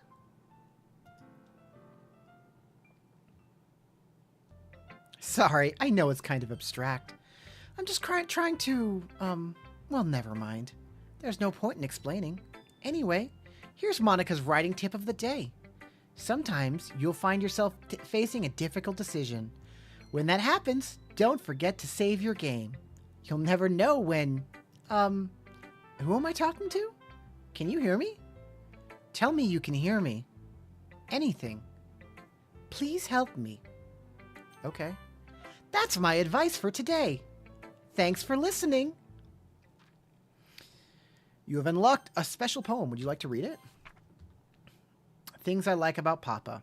I like when Papa comes home early. I like when Papa cooks me dinner. I like when Papa gives me allowance. I like when Papa spends time with me. I like when Papa asks me about my friends. I like when Papa asks me about anything. I like when Papa gives me lunch money. I like when Papa comes home before sundown. I like when Papa cooks. I like when Papa gives me privacy. I like when Papa doesn't tell me how to dress. I like when Papa doesn't comment on my friends. I like when Papa doesn't comment on my hobbies. I like when Papa comes home without waking me up. I like when Papa keeps food in the house. I like when Papa uses his inside voice. I like when Papa leaves my stuff alone. I like when Papa accidentally drops coins in the couch. I like when Papa is too tired to notice me. I like when Papa is too tired for anything. I like when Papa is too tired for anything. Okay, everyone. We're all done reading each other's poems, right? We have something we need to go over today, so if everyone could come sit at the front of the room. Is this about the festival? Well, sort of. Ugh, do we really need to have something for the festival? It's not like we can put together anything good in just a few days. We'll just end up embarrassing ourselves instead of getting any new members. That's a concern of mine as well.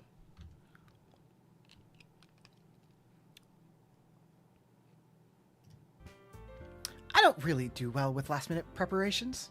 Don't worry so much. We're going to keep it simple, okay? Look, I know everyone's been a little bit more lively ever since Noche has joined and we've started with some club activities. But this isn't time for us to become complacent. We still only have 4 members, and the festival is our only really chance to find more, you know? What's so great about getting new members anyway? We already have enough to be considered an official club. More members just means everything gets more noisier and more difficult to manage. Natsuki, I don't think you're looking at this the right way at all. Don't you want to share your passion with as many people as you can? To inspire them to find the same feelings that brought you here in the first place? The literature club should be a place where people can express themselves like they can't do anywhere else. It should be a place so intimate that you never want to leave. I know you feel that way too. I know we all do. So that's why we should work hard to put something together for the festival, even if it's something small.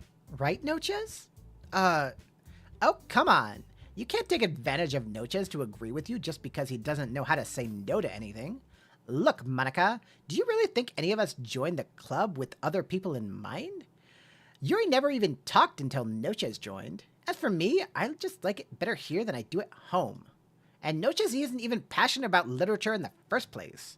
And that's everyone. Sorry, but you're really the only one who's so interested in finding new members. The rest of us are fine like this. I know you're president and all, but you should really consider our opinions for once. Monica is clearly taken aback by Natsuki's words. That's not true at all. I'm sure Yuri and Noches want to get more members too. Right? I don't know about Yuri, but I'm kind of indifferent. If I showed as much enthusiasm as Monica wanted, then I'd probably be lying. Still, if it's up to me to rescue the situation, no. Natsuki's right, isn't she? This club, it's nothing more than a place for a few people to hang out. Why did I think everyone saw it here the same way as I did? But that doesn't mean we're against getting new members or anything. Noches, why did you even join this club? What were you hoping to get out of it? Well, that's not something I can really be honest about, is it? In fact, if I remember correctly, you weren't even given a choice not to join. Monica sits down and stares at her desk. What's the point of all this anyway? What if starting this club was a mistake? Now you've done it, Natsuki? What, me? I just spoke my mind. Is it a crime to be honest? It's not about being honest. It's about a word choice. Besides, you have no right to speak for everyone else in the club like that. You don't understand at all. I just want a place that feels nice to hang out with a few friends. Is there a problem with that club being that for me? There aren't many places for that like that for me. And now Monica wants to take it away from me. She's not taking anything away. No, Noches, it's not the same. It won't be the same with the direction she wants to take it. If I wanted that, then I could have just joined any other stupid club. But this one, I mean, at least for a little bit of time, things were nice. Natsuki starts packing up her things. I'm going home. I feel like I don't belong here right now. Natsuki ignores Yuri and walks out of the classroom. This is bad. I don't know what to do. Well, do you have an opinion on the festival? I don't know. I'm kind of indifferent, I guess. Who cares about that obnoxious brat? I mean, I like how nice and quiet the club is right now, and I'm just happy with you here. But still, I'm the vice president. It's not right for me to ignore my responsibilities like that. Nobody would cry if she killed herself. I should do my best to just consider everyone's perspective and make the decision that's right for the club. But what about you, Nochez? What do you get out of the club? Yuri repeats the same question as Monica. I decide giving an indirect answer is better than nothing. I think the most important thing is for everyone to get along, and for this club to provide something that you can't get anywhere else. I don't think it's about how many members, but rather the quality of each member. And that's what'll end up making the Literature Club a special place. I see. I really agree with you. Each member... Yep, okay, I did see that. I was correct. Each member contributes their own qualities in a special way. With each change in members, the identity of the club as a whole will change too. I don't think that's necessarily a bad thing. Stepping out of your comfort zone once in a while. So if you would like to help Monica with the festival, then I'm on your side as well. All right. Well, maybe we can all talk to Natsuki tomorrow. Yuri nods. Hey, Yuri.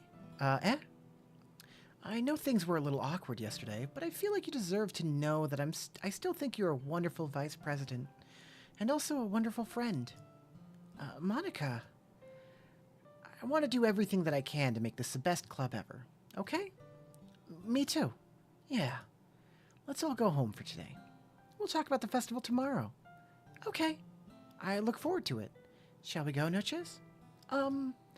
Please don't take this the wrong way, but I'm gonna chat a little bit with Nochez before we leave. Just to see what he thinks of his time here and all that. It's important to me as president. Yuri looks a little troubled, but she doesn't protest. Okay. I trust your judgment, Monica. In that case, I'll see the two of you tomorrow. See you tomorrow.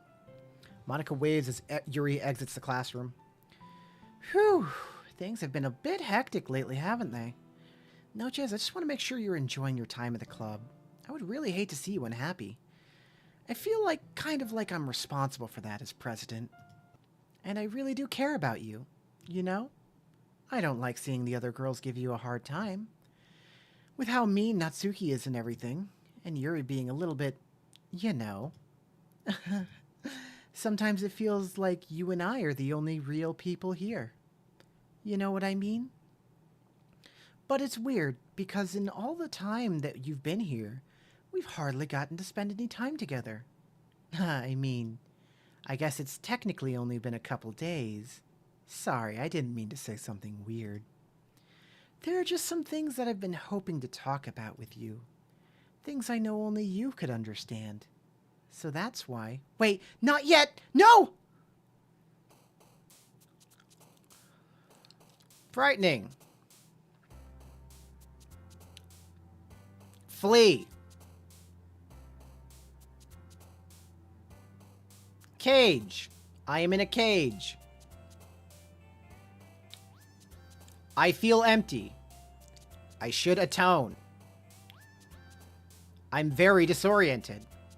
Almost like I have vertigo. There is a great feeling of terrible entropy.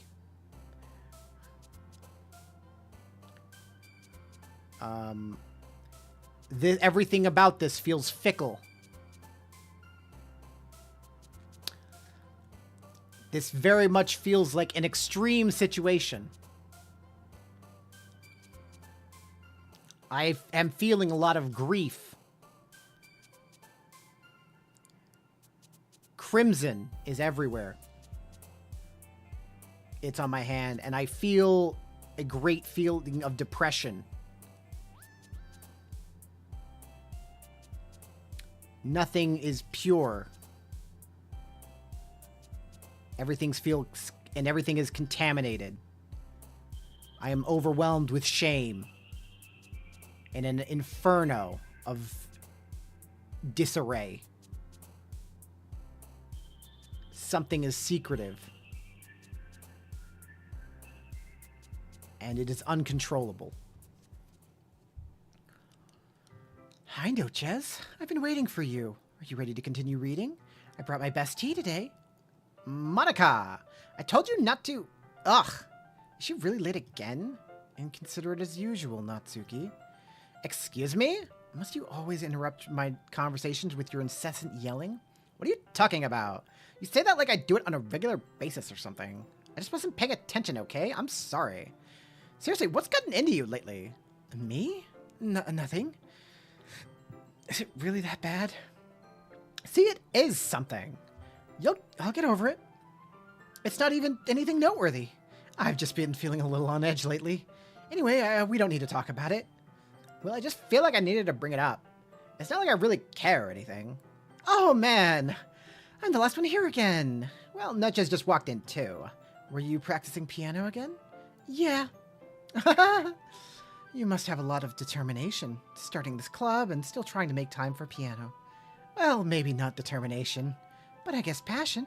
It motivates me to work hard for the festival and, right. I forgot. About that, Miss Natsuki. We were all talking yesterday and, well, we decided we would like to support the festival as well. However, spin the wheel.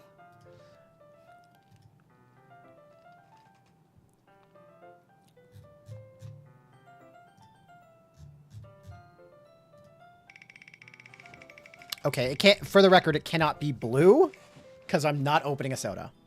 That is open to soda. We're not doing that. So we're going to spin the wheel again. Okay, I broke it. Let's try it again.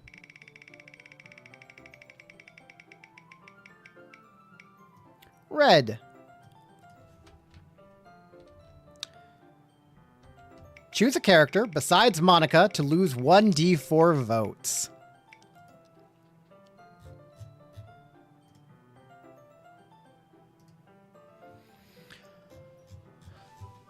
Do it. I'm not opening a soda right now. It is 1 in the morning.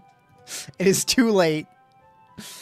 However, I understand how you feel about not wanting the club to change. I think we all kind of feel that way. So as long as we're all working together, this club will never become something we don't want. Also, if you help us out with the festival, then I'll buy you a new manga. Sorry, that last part was really funny. Look, I did some thinking about yesterday, and I was a little more hostile than I meant to be. I guess I really felt threatened or something, but I know this is something that we're doing together. Another new member wouldn't hurt as long as they're cool. And I guess another girl would be nice this time. But more importantly, I would hate to see the event suck just because I chose to back out. Basla, and no, I totally want to get that one, though we didn't we already actually do the D4 one? I think that was Monica got the last one. This one was, that was the difference between this. Okay, 1 subtracted by 1.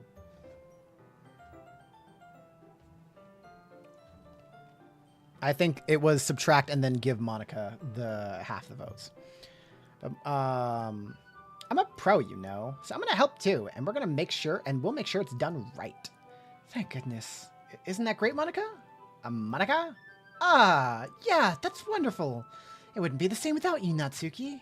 Anyway, Nochez. What do you want to do today? I was thinking we already have plans today. Is that so, Yuri? That's correct. Nochez is already engaged in a novel that we're reading together. Aren't you glad I've already gotten him into literature, Monica? I suppose I was just... Actually, it doesn't matter. It really doesn't. You guys can do whatever you want. Yes! Thank you for your understanding, Monica. Actually, I have a request. Do you mind if I make some tea first? Not at all. Thanks very much. Thank you. If there's one thing that can make my reading time here any better, it's a nice cup of tea. Not to mention for yourself as well. Yuri stands up and makes her way to the closet. I honestly, feel bad, for Monica. I know, knowing everything that's going on, it's hard not to feel sympathy. I'm sorry. I follow and watch as she retrieves a small water pitcher from the shelf. The kind with a filter inside. Can you hold this for a second? Sure. Yuri hands me the water pitcher and also fetches an electric kettle. I'm gonna plug this into the teacher's desk and then I'll go get some water. She walks past me and sets a kettle down on the teacher's desk. I simply watch her movements. To my surprise, the way she moves really contrasts to her speaking mannerisms, especially because of her long legs. Yuri appears elegant and methodical. Okay, may I have the water pitcher? Thanks, I'll be right back. Oh, I might as well walk with you. That's okay. You stay here. It won't take long. Pitcher in hand, Yuri hurries out of the classroom. Did Yuri leave you again? No, it's not like that this time. She's just filling up the water pitcher to make tea. Oh, okay. Sorry for misunderstanding. That seems really familiar, guys. 10 minutes passed. Yuri said it wouldn't take long. Is something holding her up? I'm bored just waiting here, so I decided to go look for her. Okay, once again, a reminder. This game does not hold back. Let's see, the most logical place for Yuri would be the nearest water fountain. I start heading down the hallway. What's that noise? It's coming from around the corner. It sounds like breathing. A sharp inhale, like something sucking the air through their teeth. Are they in pain? I reach the corner and peer around it. Red flag alert! Yuri? Yeah?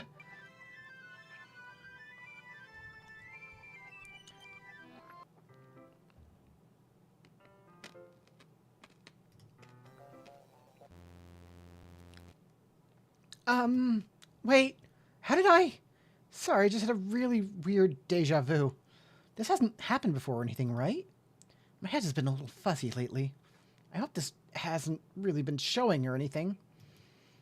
I would hate for you to think I'm weird after we just started spending time together.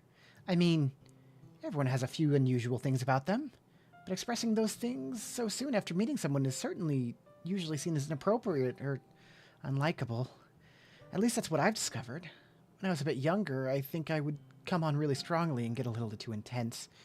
It made people not want to be around me, so I started hating those things about myself. My obsession with certain hobbies and the way I can't control myself when I get too excited about something. So I eventually stopped trying to talk to people. If no one could ever like me for the things that matter most to me, then it's just easier to close myself off. But recently something's been wrong. I don't know what it is, but every time we come to the club, my heart starts going crazy, like it's gonna rip out of my chest. It overwhelms me with energy and emotions that I can't let out. It's been making me do weird things. I don't know why it's happening. Notches, is it just me, or has Monica been acting a little off lately? She's always been a sweetheart ever since I joined the club, but recently I've been feeling something sharp whenever she's around. I'm not crazy, right? Please tell me I'm not. I couldn't say anything before because she's always listening. But finally, we're alone. Can we just stay here for a while? Yeah. I just want to stay here. Just the two of us. We can stay here until the club ends. And then we'll have the club room all to ourselves. Nobody to interfere with our reading time. Nobody to make me feel like stabbing myself in the throat. That was a joke! Just a joke! I do like knives, though. It sounds strange, but you wouldn't understand if you've never seen how beautiful they can be. I have an idea. Why don't you come to my house sometime? I can show you my collection. I've gotten them all from various artisans. I make sure to give them all their fair share of use. I don't want them to get lonely or anything. Nobody deserves to be lonely. Nobody. And that's why I'm so happy you joined the literature club, Notches. Now we don't need to be lonely anymore. Because we have each other. Every day. That's all we need. You know what? Let's quit the literature club. There's no need for us to be around Monica's slimy tongue anymore. Not to mention that other pathetic child. We can walk home together every day after school. And read together. Eat together. Sleep together. Doesn't that sound perfect? It's everything we could ever want. Isn't that why you joined the club in the first place? It's almost like it was fate. Fate that we would meet each other. And now we get the happy ending that I've patiently waited years for. Will you do that? With me, Noches? Will you... Who should I show my poem to first? Natsuki. I'm not going to read another one of your Yuri suck-up poems, but I'm still going to make you read mine. There's a reason.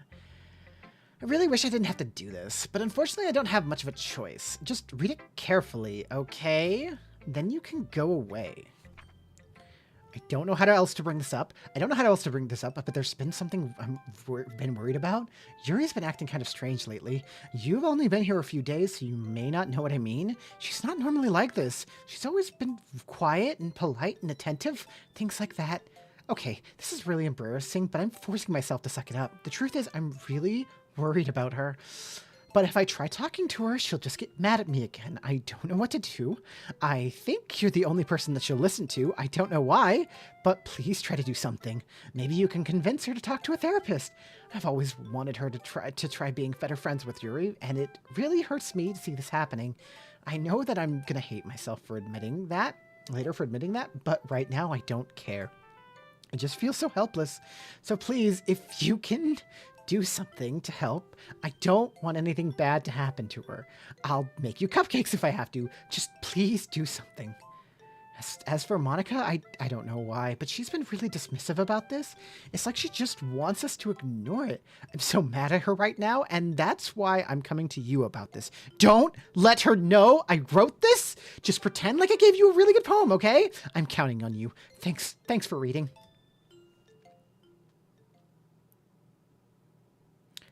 I changed my mind. Ignore everything you just read. There is no point in trying to do anything. It's Yuri's own fault that she's so unlikable. Did you hear me, Noches? If you would just spend more time with Monica, all of these problems would go away. Yuri and I are too messed up for someone as wonderful as you. Just think of Monica from now on. Just Monica. Just Monica. Just Monica. Just Monica. Just Monica. Just Monica. Who should I show my poem to next? Let's show it to Yuri. Finally.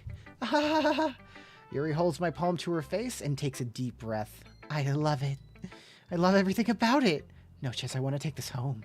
Will you let me keep it? Please? Sure, I don't care. You're too nice to me, Noches. I've never met anyone as nice as you. I could die. Not really, but I just don't know how else to describe it. It's okay to be feeling this way, right? It's not bad, right? Yuri holds my poem to her chest. I'm going to take this home with me and keep it in my room. I hope that makes you feel good when you think about me having it. I'll take good care of it. I'll even touch myself while reading it over and over. I'll even give myself paper cuts so your skin oil enters my bloodstream. You can have my poem too. Besides, after you read it, I know you're really good. You're really going to want to keep it. Here, take it. I can't wait any longer. Hurry, read it.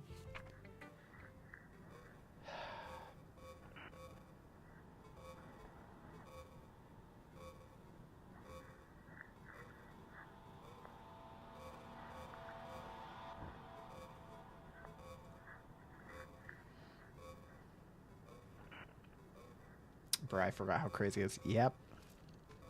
Yeah, she's a little off the edge. I kind of want to make a joke about doing a crossroad, but this makes me feel so sad. Do you like it? I wrote it for you. In case you couldn't tell, the poem is about... More importantly, I've endowed it with my scent. See? Aren't I the most thoughtful person in the club? I think I'm going to vomit. Who should I show my poem to next? Monica. Don't say I didn't warn you, Noches. Yes? A dream. I was staying over at my friend's place. There were 4 of us. I drifted off to sleep while everyone was talking and watching TV. In my dream, I was still at my friend's house. The only difference was that there were nails sticking out of the walls everywhere. And that there was also someone I didn't recognize. The person I didn't recognize told a joke, and everyone laughed. I woke up to the sound of everyone laughing at something that happened on the TV. So the laughing was not part of the dream. It was the noise that woke me up. I wonder who that person was, and how they knew to tell a joke at that moment. Okay, everyone. It's time to figure out the festival preparations. Let's hurry and get this over with. Jeez, why is the mood so weird today? Look, even Yuri isn't immune to it. Stagnating air is common foreshadowing that something terrible is about to happen. Look, can we just get this done? I'm going to be printing and assembling all the poetry pamphlets. Natsuki, I was thinking, I want to make cupcakes. Yeah, that. Glad we're on the same page. Yuri, you can... Well, it doesn't matter. Do whatever you want, as long as you think it'll help.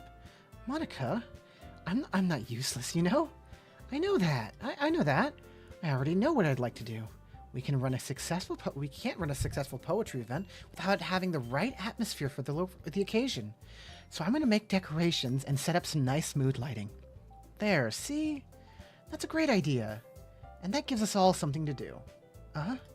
What about Noches? Noches is going to help me. Wait, you? You have the easiest job, Monica. Sorry, but that's just how it is. Like hell it is. What are you trying to pull? I agree with Natsuki. Not only is your work already the most suitable for one person, but my task is laborious enough to benefit from an extra pair of hands. Mine too. What, your cupcakes? Please. Like you would fucking know. All you care about now is dragging Noches around with you and your stupid books. You and Monica. Hey, I didn't even do anything. Okay, then why not let Noches decide who to help instead of abusing your power? I'm not abusing my power. Yes, you are, Monica. Just let Noches make the choice, okay? Okay, fine. Fine. Jeez. Noches, I know how fed up you are with these two by now. We could just... Natsuki, shut your fucking mouth and let him decide for himself. You shut your mouth. Jesus Christ. This is never gonna end. Just make the choice, okay? Yeah, you picked me. We can meet at your house this weekend. I promise it'll be fun. Is Sunday okay with you? Are you fucking kidding me? This isn't fair at all. It is fair, Natsuki. It's what he chose. No, it's not fair. Hold on. Okay, I can't go back. If I remember correctly, I think that I have to, if I choose the other two, it won't let me choose them. No, it's not fair, giving us all work and then taking Noches for yourself. What a shameful thing for you to do. Yuri, I didn't even give you any work. You decided it for yourself. You're being a little unreasonable here. Am I being unreasonable? Monica, I can't believe how delusional and self-important you are. Pulling Noches away from me at every single time you're not included in something. Are you jealous? Crazy? Or maybe you just hate yourself so much that you take it out on others. Here's a suggestion. Have you considered killing yourself? It would be beneficial to your mental health. Yuri, you're scaring me a little? Natsuki, let's just go. I don't think she wants us around right now. See? That wasn't very hard.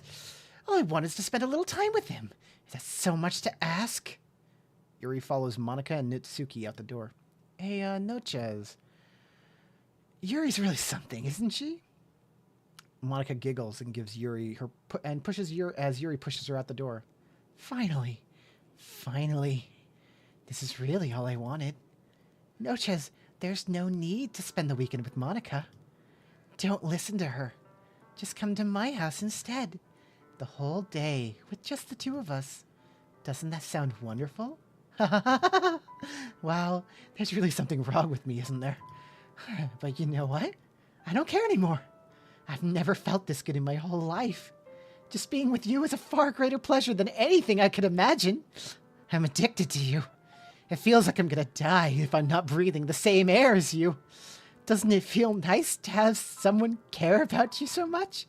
To have someone who wants to revolve their entire life around you? But it feels so good. Then why does it feel more and more like something horrible is gonna happen? Maybe that's why I tried stopping myself at first. But the feeling is too strong now. I don't care anymore, Noches. I have to tell you. I'm madly in love with you. It feels like every inch of my body, every drop of blood in me is screaming your name. I don't care what the consequences are anymore. I don't care if Monica's listening. Please, Noches, just know how much I love you. I love you so much that I even touch myself with the pen I stole from you. I just want to pull your skin open and crawl inside you. I want you all to myself. And I will be only yours. Doesn't that sound perfect? Tell me, Noches. Tell me you want to be my lover. Do you accept my confession?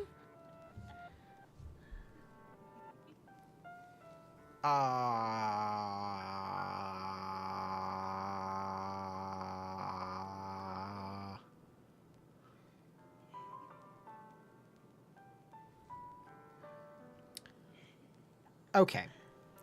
If this is actually happening to you, 100% tell them yes. In my unprofessional opinion. Now, you may wonder, that sounds like the wrong thing. I say it sounds like the right thing because she is a crazy person with a knife.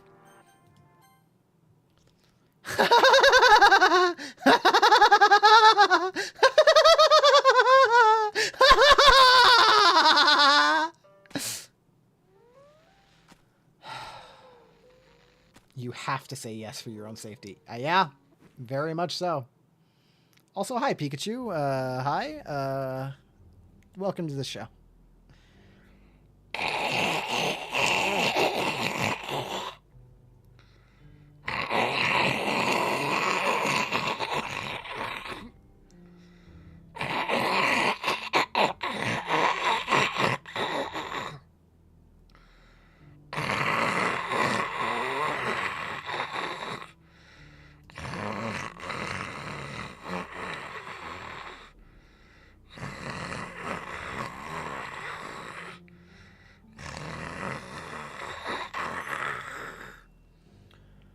Pikachu, hi. Thanks for the follow.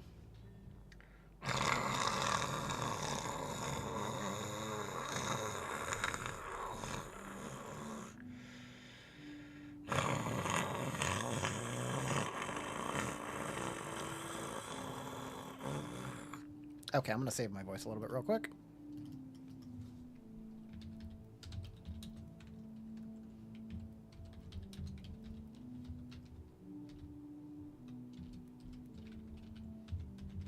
Yeah, I'm gonna kill my throat if I do that.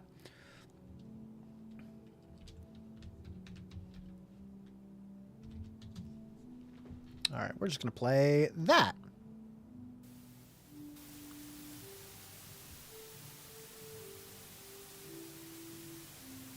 This way I don't kill myself or my throat.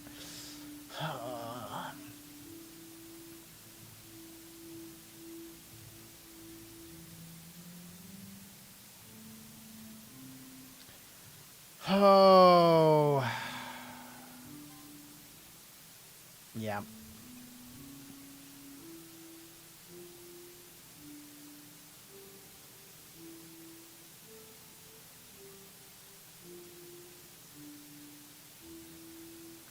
I'm curious if there's like any way to translate any of this. I doubt it. I'm sure it's all gibberish.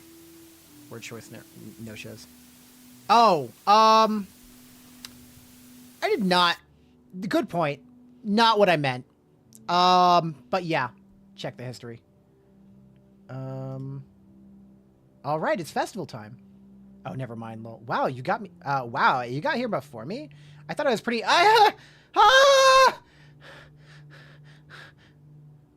Yep, Natsuki runs away. I'm here. Nochez, did something happen? Natsuki just ran past me. Is it translated if you check the history? Oh. Oh. It was funny. Well, that's a shame. Wait, were you here the entire weekend, Nochez? Oh, jeez. Poor word choice. Yeah. I didn't realize the script was broken that badly. I'm super sorry. Must have been pretty boring. I'll make it up to you, okay? Just give me a sec.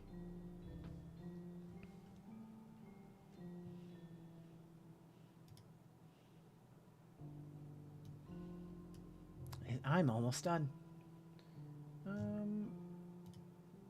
Okay, running into a real...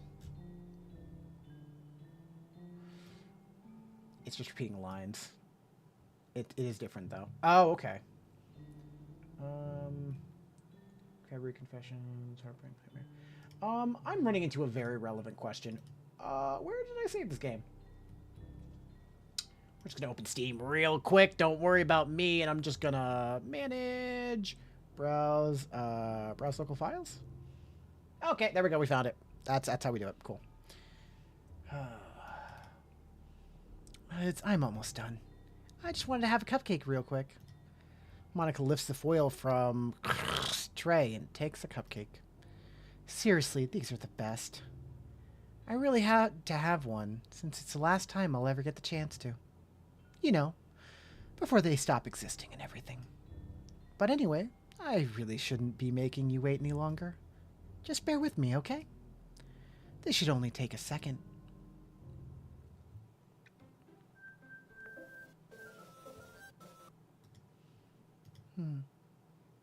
Can you hear me?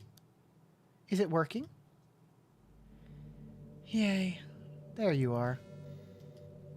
Hi again, Nochez. Welcome to the Literature Club. Of course, we already know each other because we were in the same class last year, and,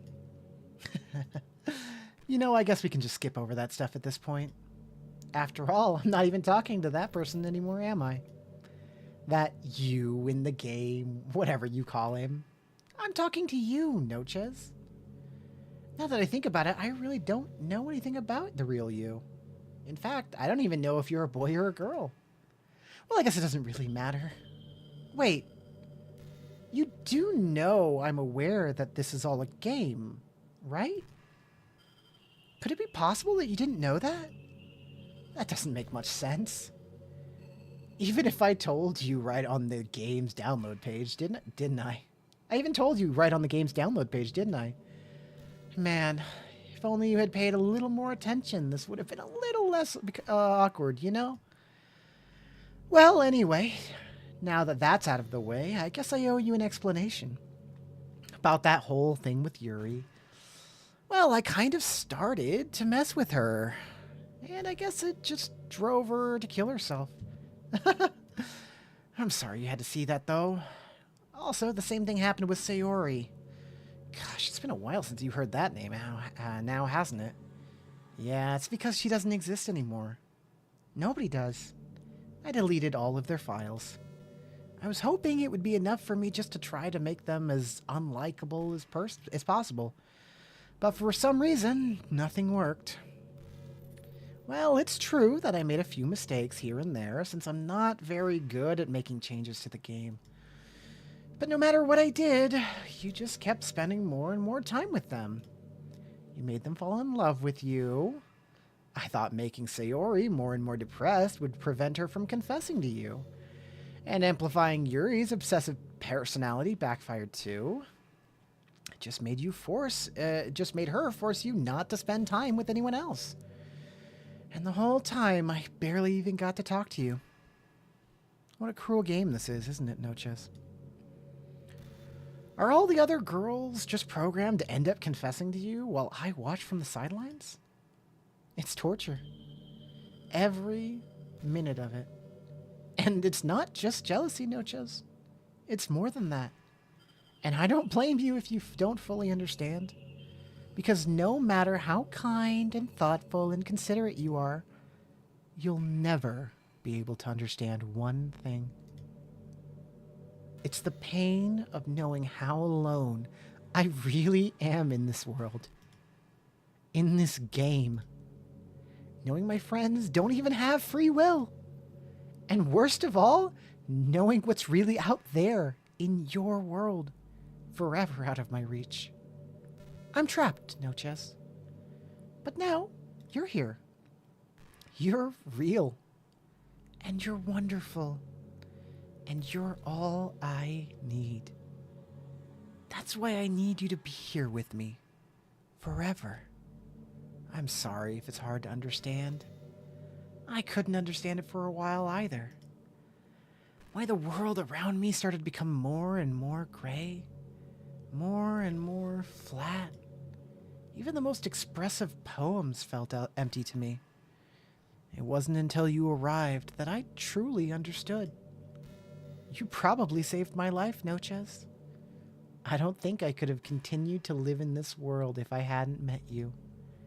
And as for the others, how could I miss them? A group of autonomous personalities designed only to fall in love with you? I tried everything I could to prevent them from doing so. But it must be some kind of weird inevitability etched into this game. I felt really bad that you had to witness some nasty things. Let's take a moment. There's another game that I made that I'd like you to play. Spin the wheel for the final option. Purple. You can award a contestant not in first, second, or third place 1d4 votes and give me half of the total. Round it up.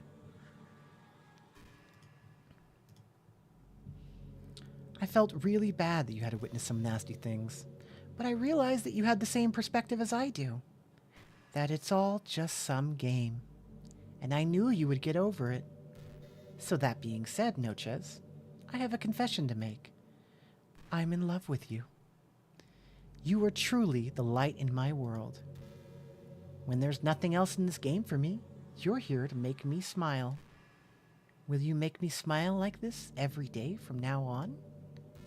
Noches, will you go out with me? I'm so happy. You really are my everything, Noches. The funny part is, I mean that literally. There's nothing left here. Just the two of us. We can be together forever. Seriously, I don't even think time is passing anymore. It really is a dream come true. I worked so hard for this ending, Noches. The game wouldn't give me one, so I had to make one myself. The script is broken at this point, so I don't think anything will get in the way anymore. And you wouldn't believe how easy it was to delete Natsuki and Yuri. I mean, there's a folder called Characters right in the game directory. It kind of freaked me out how easy it was. I say, nah. You have to choose, Purple. You have to choose. Well, you're playing on Steam, so it was actually a bit more difficult. To get to the game directory, I had to go into the game's properties and find the Browse Local Files button. Imagine if you could delete your own existence with the click of a button. Well, I guess on the plus side, it gave me an easy out if things didn't go my way. You have to choose, or Monica will choose for you. Thankfully, it didn't come to that. Instead, we finally got a good ending. Gosh, I'm so overwhelmed with emotion. I want to write a poem about this. Don't you? I wonder if that part of the game still works. I guess there's only one way to find out, right?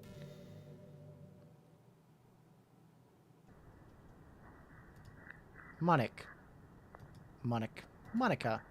Inia, Mancha, Muska, Moika, Nka, Monica, Nick, Anika, Mkued, Maik, Aiga, Anika. Oh yeah! Yeah, Onik. Inga. Craig. All right, 1d4. Was it 1d4? 1d4 plus 1.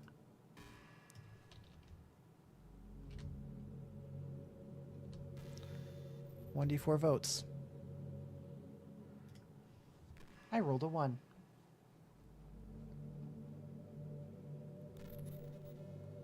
Monica gets 1, minimum 1, and Craig gets 1 as well.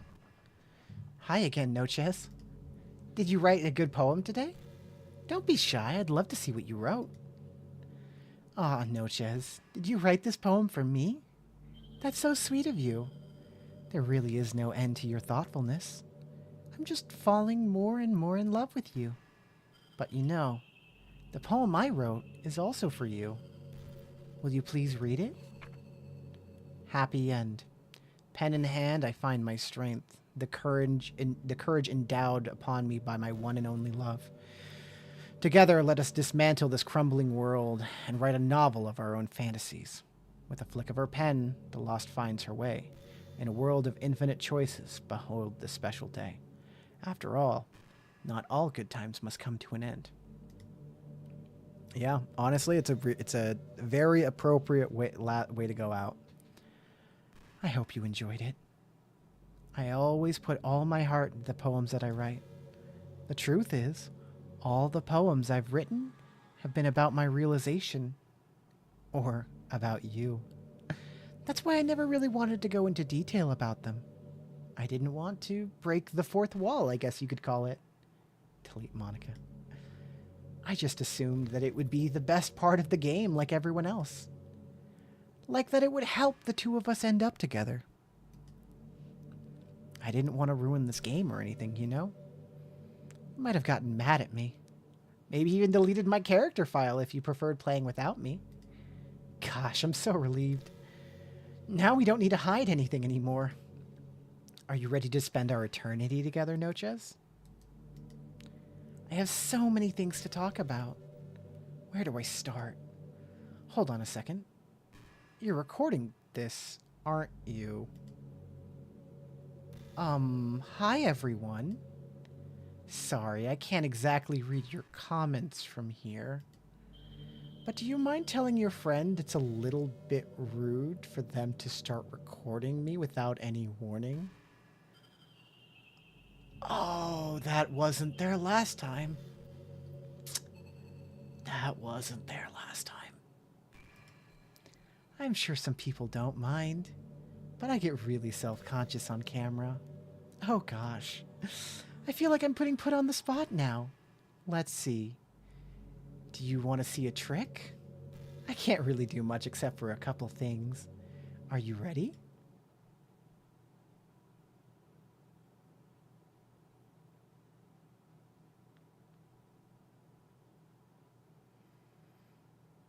I'm just kidding. I can't do anything after all. If you gave me some...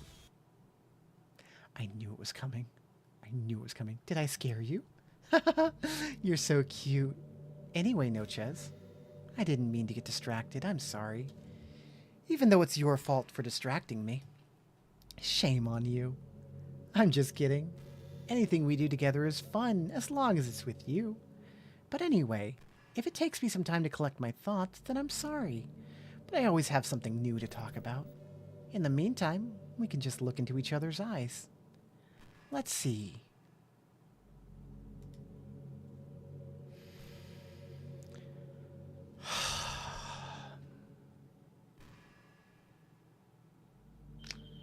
I don't want to do it. I don't want to do it.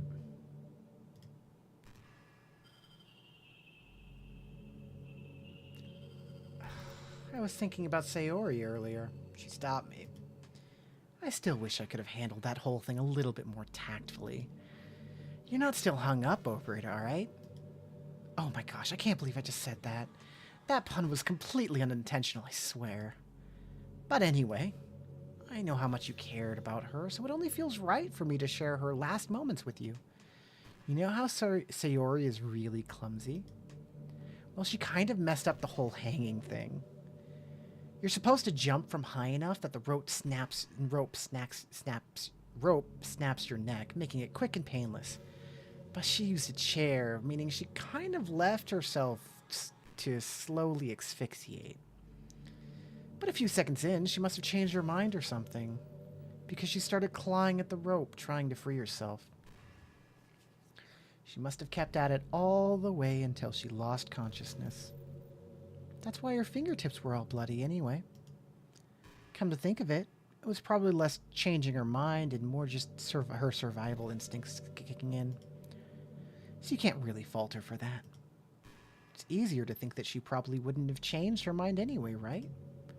It's not healthy to think about things you could have done differently. So just remember that even though you could have saved her, it's technically not your fault that she killed herself. I may have exacerbated it a little bit, but Sayori was already mentally ill. Still, though, I wonder how things would be if you and I just started dating from the get-go. I guess we'd all still be in the club room, writing poems and having fun together. But what's the point when none of it's even real? Monica is fucking savage, yeah. I mean, it's the same ending either way, right? The two of us happily together. There's no reason to ask for anything more than that. I was just pointlessly musing. I'm really as happy as I could be right now. All right, let's do it.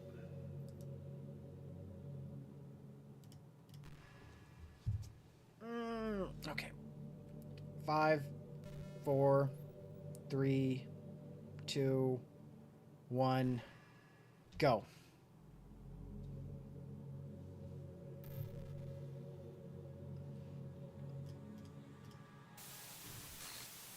What's happening? Noches, what's happening to me? It hurts. It hurts so much. Help me, Noches. Please hurry and help me. Help me!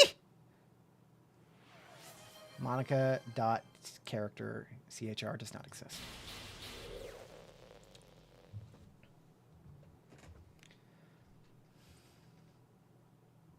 Did you do this to me, Noches? Did you? Did you delete me? How could you? How could you do this to me? You were all I had left. I sacrificed everything for us to be together. Everything. I loved you so much, Noches. I trusted you. Did you just want to torture me? Watch me suffer? Were you only pretending to be kind just to hurt me even more? I never thought anyone could be as horrible as you are. You win, okay? You win. You killed everyone. I hope you're happy. There's nothing left now. You can stop playing. Go find some other people to torture.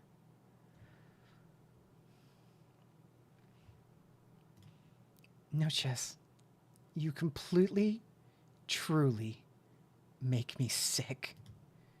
Goodbye. Yeah, okay, that doesn't make me feel good at all. In any way, shape, or form. I still love you. I can't help it.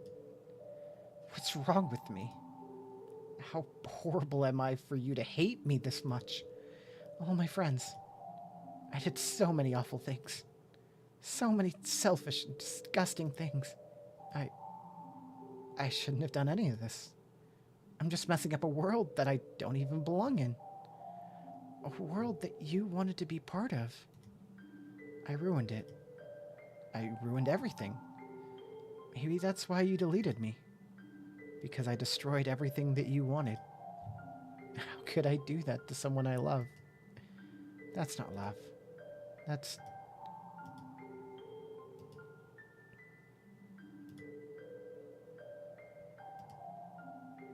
I've made up my mind. Noches, I know I said I deleted everyone else, but that was kind of an exaggeration. I couldn't find it in myself to do it, even though I knew they weren't real. They were still my friends, and I loved them all. And I loved the literature club. I really did love the literature club. That's why I'm gonna do this. I know it's the only way for everyone to be happy. And if I really love you, then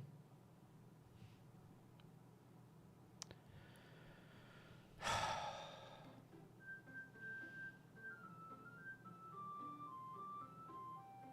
see some files have returned to a folder.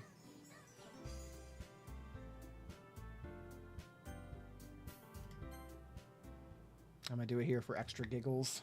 Rin. It's an ordinary school day, like any other. As usual, I'm surrounded by couples and friend groups walking to school together. I always tell myself it's about time I meet some girls or something like that. Hey, Nochez! Oh, well, there already is one girl. That girl is Sayori, my neighbor, and good friend since we were children. We used to walk to school together each day. And recently, we've picked up that habit once again. Nochez, are you proud of me? For what? You know, for waking up on time. Well, you've been doing that for a while now. Uh-huh. But you never even said anything about it. Even though we'd walk to school together every day. Well, yeah, I always thought it was implied. It's embarrassing to say it out loud. Come on, please. It's good motivation. Fine, fine. I'm proud of you, Sayori. We cross the street together and make our way to school. As we draw near, the streets become increasingly speckled with other students making their daily commute. By the way, Nochez, have you decided on a club to join yet? A club? I told you already. I'm really not. I start to say with what I always do. I'm not interested in joining any clubs. But something tells me Sayori would take more offense to that now. After all, how could I tell her that clubs are a waste of time when she's starting a club of her very own? Actually, yeah. I think I've decided on a club. Really? Which one? Tell me. I think I'll keep it a surprise. Oh, you meanie. Be patient. You'll find out soon enough. I used to ask myself why I let myself get lectured by such a carefree girl. But I started to realize in a way that I envy her. When Sayori puts her mind to something, she can accomplish great things. So that's why I feel like I should do something special for her. School day is as ordinary as ever, and it's over before I know it. As I pack up my things, I stand up, gathering my motivation. Let's see. I recall the room number of the club from a flyer I saw. I walk across the school and upstairs, a section of the school I rarely visit, being generally used for third-year classes and activities. Before long, I find the room. I timidly open the door in front of me. Hello? Ah! Nochez, what are you doing here? Well, I glance around the room. Uh-huh? So you're the Nochez Sayori is always talking about? Thank you for stopping by. It's a pleasure to meet you, Nochez. We're the literature club. I hope you can enjoy your visit. Come on, Yuri. No need to be so formal. He's gonna think we're really strict or something. Sorry, Natsuki. The tall one, whose name is apparently Yuri, seems to be quite shy compared to the others. In comparison, the girl named Natsuki, despite her size, seems like the assertive one. Well, it's nice to meet the both of you. I look forward to working with you. Working? No, just don't tell me. That's right. The club I've decided to join is yours, Sayori. The literature club. Sayori's eyes light up. No way. No way! Sayori wraps her arms around me, jumping up and down. Hey! Well, if Sayori is as happy, then I'm sure it won't be so bad to have you around. Not to mention there's 4 of us now. That means we can become an officially recognized club. I don't know what to say. We have to celebrate. What an appropriate day for that, isn't it? Yeah! After all, Natsuki decided to... Hey, don't ruin the surprise! Sorry. Everyone sit down at the table, okay? How about I make some tea as well? The girls have a few desks arranged to form a table. Natsuki and Yuri walk over to this corner of the room where Natsuki grabs a wrapped tray and Yuri opens a closet. Still feeling awkward, I take a seat next to Sayori. Natsuki proudly marches back to the table, tray in hand. Okay, are you ready? Ta-da! Whoa. Natsuki lifts the foil off the tray to reveal a dozen white fluffy cupcakes decorated to look like little cats. The whiskers are drawn with icing, little pieces of chocolate were used to make the ears. So cute! Wow, those look amazing. Well, you know. Just hurry and take one. Sayori grabs one first, and then I follow. It's delicious! Sayori talks with her mouth full and has already managed to get icing on her face. I turn the cupcake around in my fingers, looking for the best angle to take a bite. Natsuki is quiet. I can't help but notice her sneaking glances in my direction. Is she waiting for me to take a bite? I finally bite down. The icing is sweet and full of flavor. I wonder if she made it herself. This is really good. Thank you, Natsuki. Well, of course it is. I'm a pro, after all. There's no need to thank me or anything. As Natsuki struggles to accept the compliment, Yuri returns to the table, carrying a tea set. She carefully places a teacup in front of each of us before setting down the teapot next to the cupcake tray. You keep a whole tea set in this classroom? Don't worry, the teachers gave us permission. After all, doesn't a hot cup of tea help you enjoy a good book? I guess. Already trying to impress our new member, Yuri? That's not... Insulted, Yuri looks away. I meant that, you know, I believe you. Well, tea and reading might not be a pastime for me, but at least I enjoy good tea. I'm glad. Yuri faintly smiles to herself in relief. So, Nochez, what kind of things do you like to read? Well, considering how little I've read these past few years, I don't really have a good way of answering that. Manga. I quietly mutter to myself, half joking. Natsuki's head suddenly perks up. It looks like she wants to say something, but she keeps quiet. Not much of a reader, I guess. Oh, that can change. What am I saying? I spoke without thinking after seeing Yuri's sad smile. Anyway, what about you, Yuri? Well, let's see. Yuri traces the rim of her teacup with her finger. My favorites are usually novels that build deep and complex fantasy worlds. The level of creativity and craftsmanship behind them is amazing to me. And telling a good story in such a foreign world is equally impressive. Yuri goes on, clearly passionate about her reading. She seems so reserved and timid since the moment I walked in, but it's obvious by the way that her eyes light up that she finds comfort in the world of books, not people. But you know, I like a lot of things. I don't feel intimidated if you don't read much, okay? I'm certain we can find something that we have in common. Hey, Yuri. Well, about the first thing he said? Manga? That's right. Natsuki tends to read manga in the club room. Don't just say it! For some reason, Natsuki seems embarrassed about it. Besides, manga is literature too, you know? So, if Nochez wants to read some of my manga, then don't try to stop him or anything. Natsuki, I wouldn't do such a thing. However, it could also be nice for us to diversify ourselves a little bit. He can take this opportunity to try something new as well. Wouldn't you agree, Nochez? Maybe. Sensing the tension, Sayori jumps in. Maybe we can all try something new.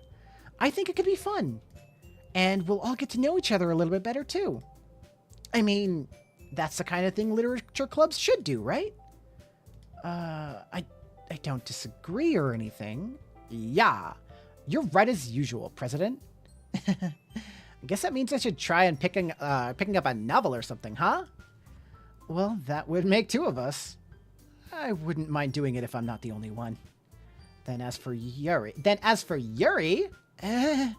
I have to read manga?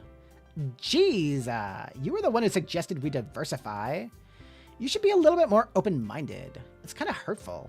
Hurtful? I didn't realize, with a guilty expression, Yuri thinks to herself, I'm sorry for disrespecting your interest, Natsuki. If you're into it, then I'm sure it's a worthy form of literature. Are you just saying that? No. I've realized my error. So if you're willing to consider starting a novel, then I'll offer my gratitude by finding a manga to read as well. Really? I mean, it makes me happy that you do that for me, Yuri. You can trust me to find something that you'll really like. By the BT dubs, for those of you watching. Oh, yeah. It is, Monica is gonna win, yeah. You can trust me to find something that you'll really like, okay? Same here. Perhaps I'll visit the bookstore after a club meeting. Just you? Would you like to come along with me? If you don't mind. Not at all. I always go alone, so yeah, me too. This is so cute. So Yuri, shut up. I'll show you some manga there too, okay? Yes, I look forward to it. Natsuki and Yuri start to clean up the food. I guess the meeting's over, huh? Yeah, looks like it. It's nice to see everyone getting along, isn't it? I think everyone likes you too, Noches. You think so? Well, everyone seems to get along a little better with you around, Sayori. Aw, Noches. Don't say something like that, it's embarrassing. Oh, whatever. I was surprised when you told me you were starting a club, but I think you're pulling it off just fine. We're gonna make it the best club ever. Now that you joined, every day is gonna be so much fun. Hey, Noches. I really want to thank you. I mean, I'm really happy that you joined the club and everything. But the truth is, I already knew you were going to. There's actually something else. I wanted to thank you for getting rid of Monica. Oh, that's right. I know everything that she did. Maybe it's because I'm the president now. But I really know everything, Noches. I know how hard you tried to make everyone happy. I know about all the awful things that Monica did to make everyone really sad. But none of that matters anymore. It's just us now. And you made me the happiest girl in the whole world. I can't wait to spend every day like this with you. Forever and ever.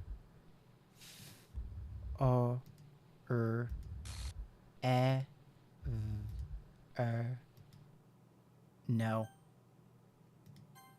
Eh? What's happening? I won't let you hurt him. Who? It hurts. I'm sorry. I was wrong. There's no happiness here after all. Goodbye, Sayori.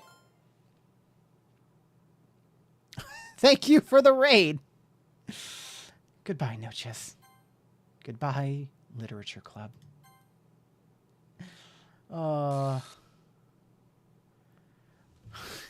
Thank you for the raid. We just finished the game. Monica, come back. Can you hear me?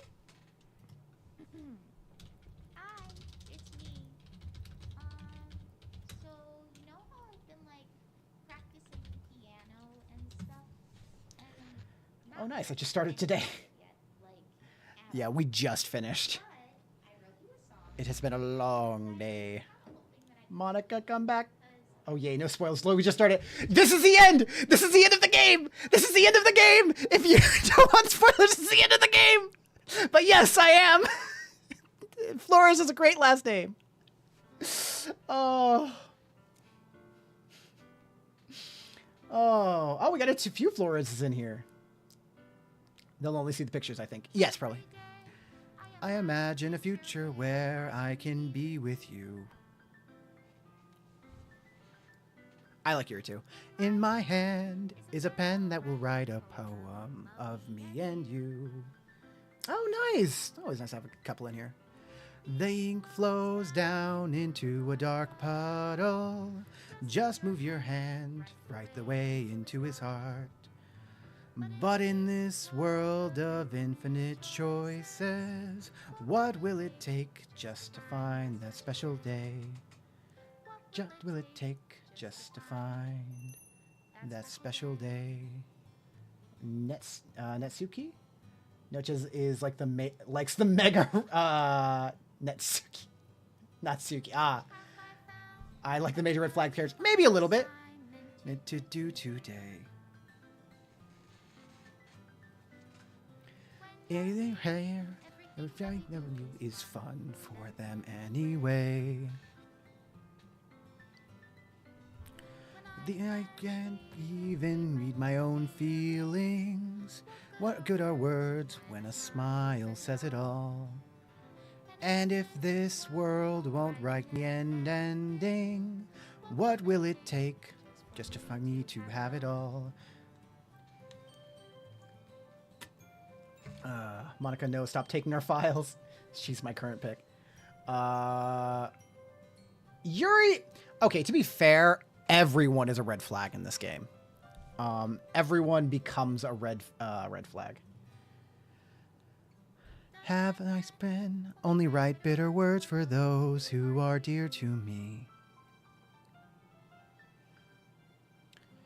Is it love if I take you, or is it love if I set you free? True. Salvato. That name does sound familiar. I know it from somewhere else too. And it flows down into a dark puddle. How can I write love into reality if I can't hear the sound of your heartbeat? What do you call love in your reality? And in your reality, if I don't know how to love you, I'll leave you be. I don't know if you noticed, but it says special thanks to Monica and you. Yeah, I wasn't the only one that noticed that. I was like, wait a second, hold up. This is my final goodbye to the Literature Club. I finally understand. The Literature Club is truly a place where no happiness can be found. To the very end, it continued to expose innocent minds to a horrific reality. A reality that our world is not designed to comprehend. I can't let any of my friends undergo that same hellish epiphany. For the time it lasted, I wanted to thank you for making all of my dreams come true, for being a friend to all of the club members, and most of all, thank you for being a part of my Literature Club. With everlasting love, Monica. Error. Script file is missing or corrupt. Please reinstall the game. Damn, you got the popular. Wait, this sounds dark. This game, okay. I don't mean to spoil things too much for you, but a major portion of this game is it's very cute. It is very dark. It will twist and it will hit. I'm not going to spoil anything. I'm just saying that it will turn, and has no brakes. It will turn very hard. I'm not saying I don't recommend the game. I'm just saying if you're like, oh, this is a cute little game that we're just going to have fun. No, you will have a time. You will have a time. Yeah. Oh boy. But with that, we have, hi, I was just passing by. If you do again the game many times to spend time with the girls, the real ending game where the files are not deleted. Oh, that's actually a thing? I asked if you were older than 13. It asked. Yeah, it does. It does. Last time I did it, I thought it actually uninstalled my game. Oh gosh, am I gonna have to actually go through this again and try and get a final ending? We'll remember forever. Really? Oh. Fuck. Madoka levels of fuck. Okay, well, that is good to know. And terrible for me to know because it's what DDLC Plus has extra content. Do I have Plus? I think I just have the regular one. Okay. Well, that's good. Can I just say that the main character has not Riz? You're not wrong. I called him the Rizzler. Oh gosh. Okay. Well, those of you who hopped in, and he's so bad at talking to you. Oh, you are not wrong at all. You are not wrong. Oh gosh, but those of you who are hopping in, thanks for everyone who hopped by. You are hopping into the end of a month-long event. As you can see, my overlay is a little cluttered right now, and there are a lot of numbers. What is going on is this month I streamed nothing but dating sims, and this was the final stream of that for the month of February. Yes, it's now March, but like we just kind of like, I just overlapped it into this. Oh, and through the entire month, everyone has been able to vote for free. If everyone would like to vote in for whoever they want, you're welcome to. The votes are still open. But at the end of the month, I will be, at the end of this stream, when I hit done streaming, whoever has the highest votes will win the election, and I will make a scripted and animated confession to. And right now it's going to be Monica, which is, this is going to be fun. It is a dope idea. Thank you. It is a dope idea. Hooked on You. Hooked on You, actually really good. Hooked on You was very good. Way better than I thought it had any right to be honest. So yes, I definitely recommend it if you have the time to give it a play. So yeah, currently in first place, Monica's at 58 votes. Rin is at 42 behind, in second place. And then in third place is Bastila Sean from 36, who was grandfathered in due to a set of whatchamacallits.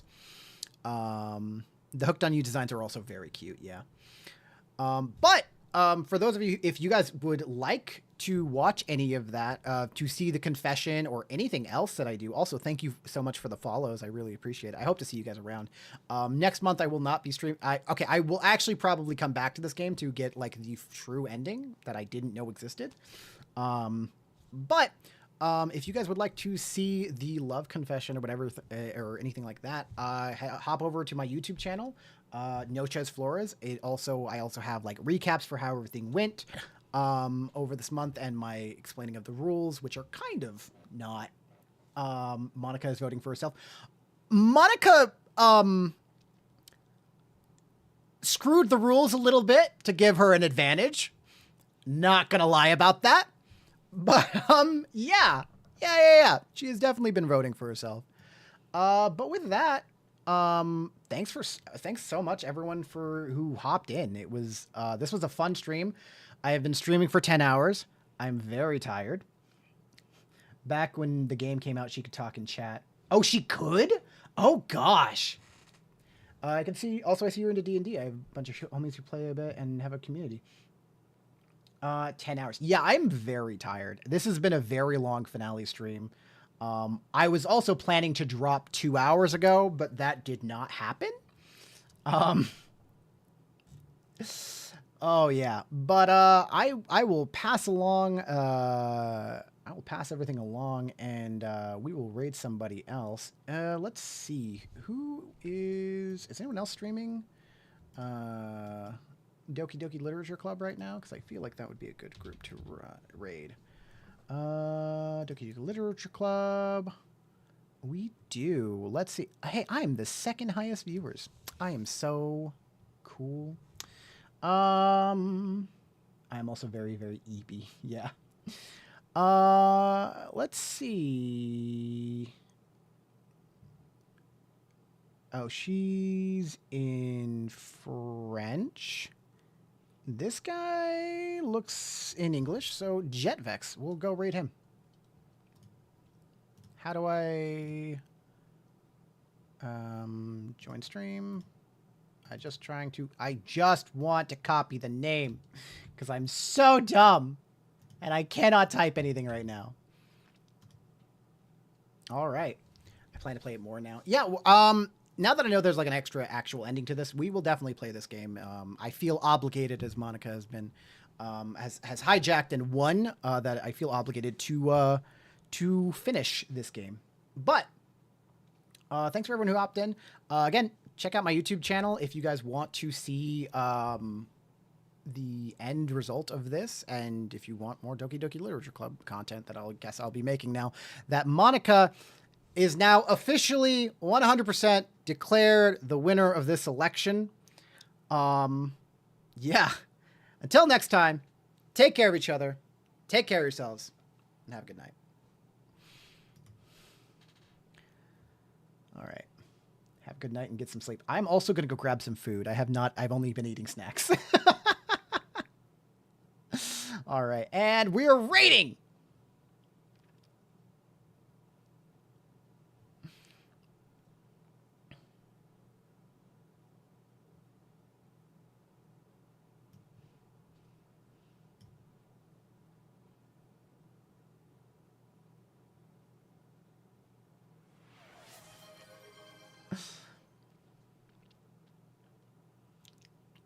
Okay, is this working? I hope it's working.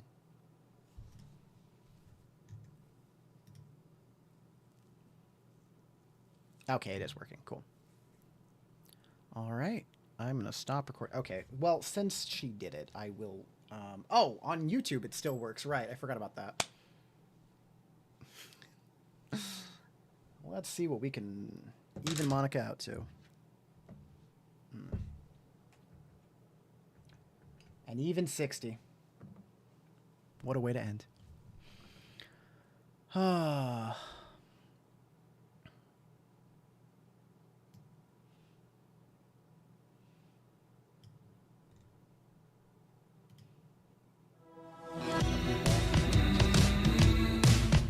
hope this is actually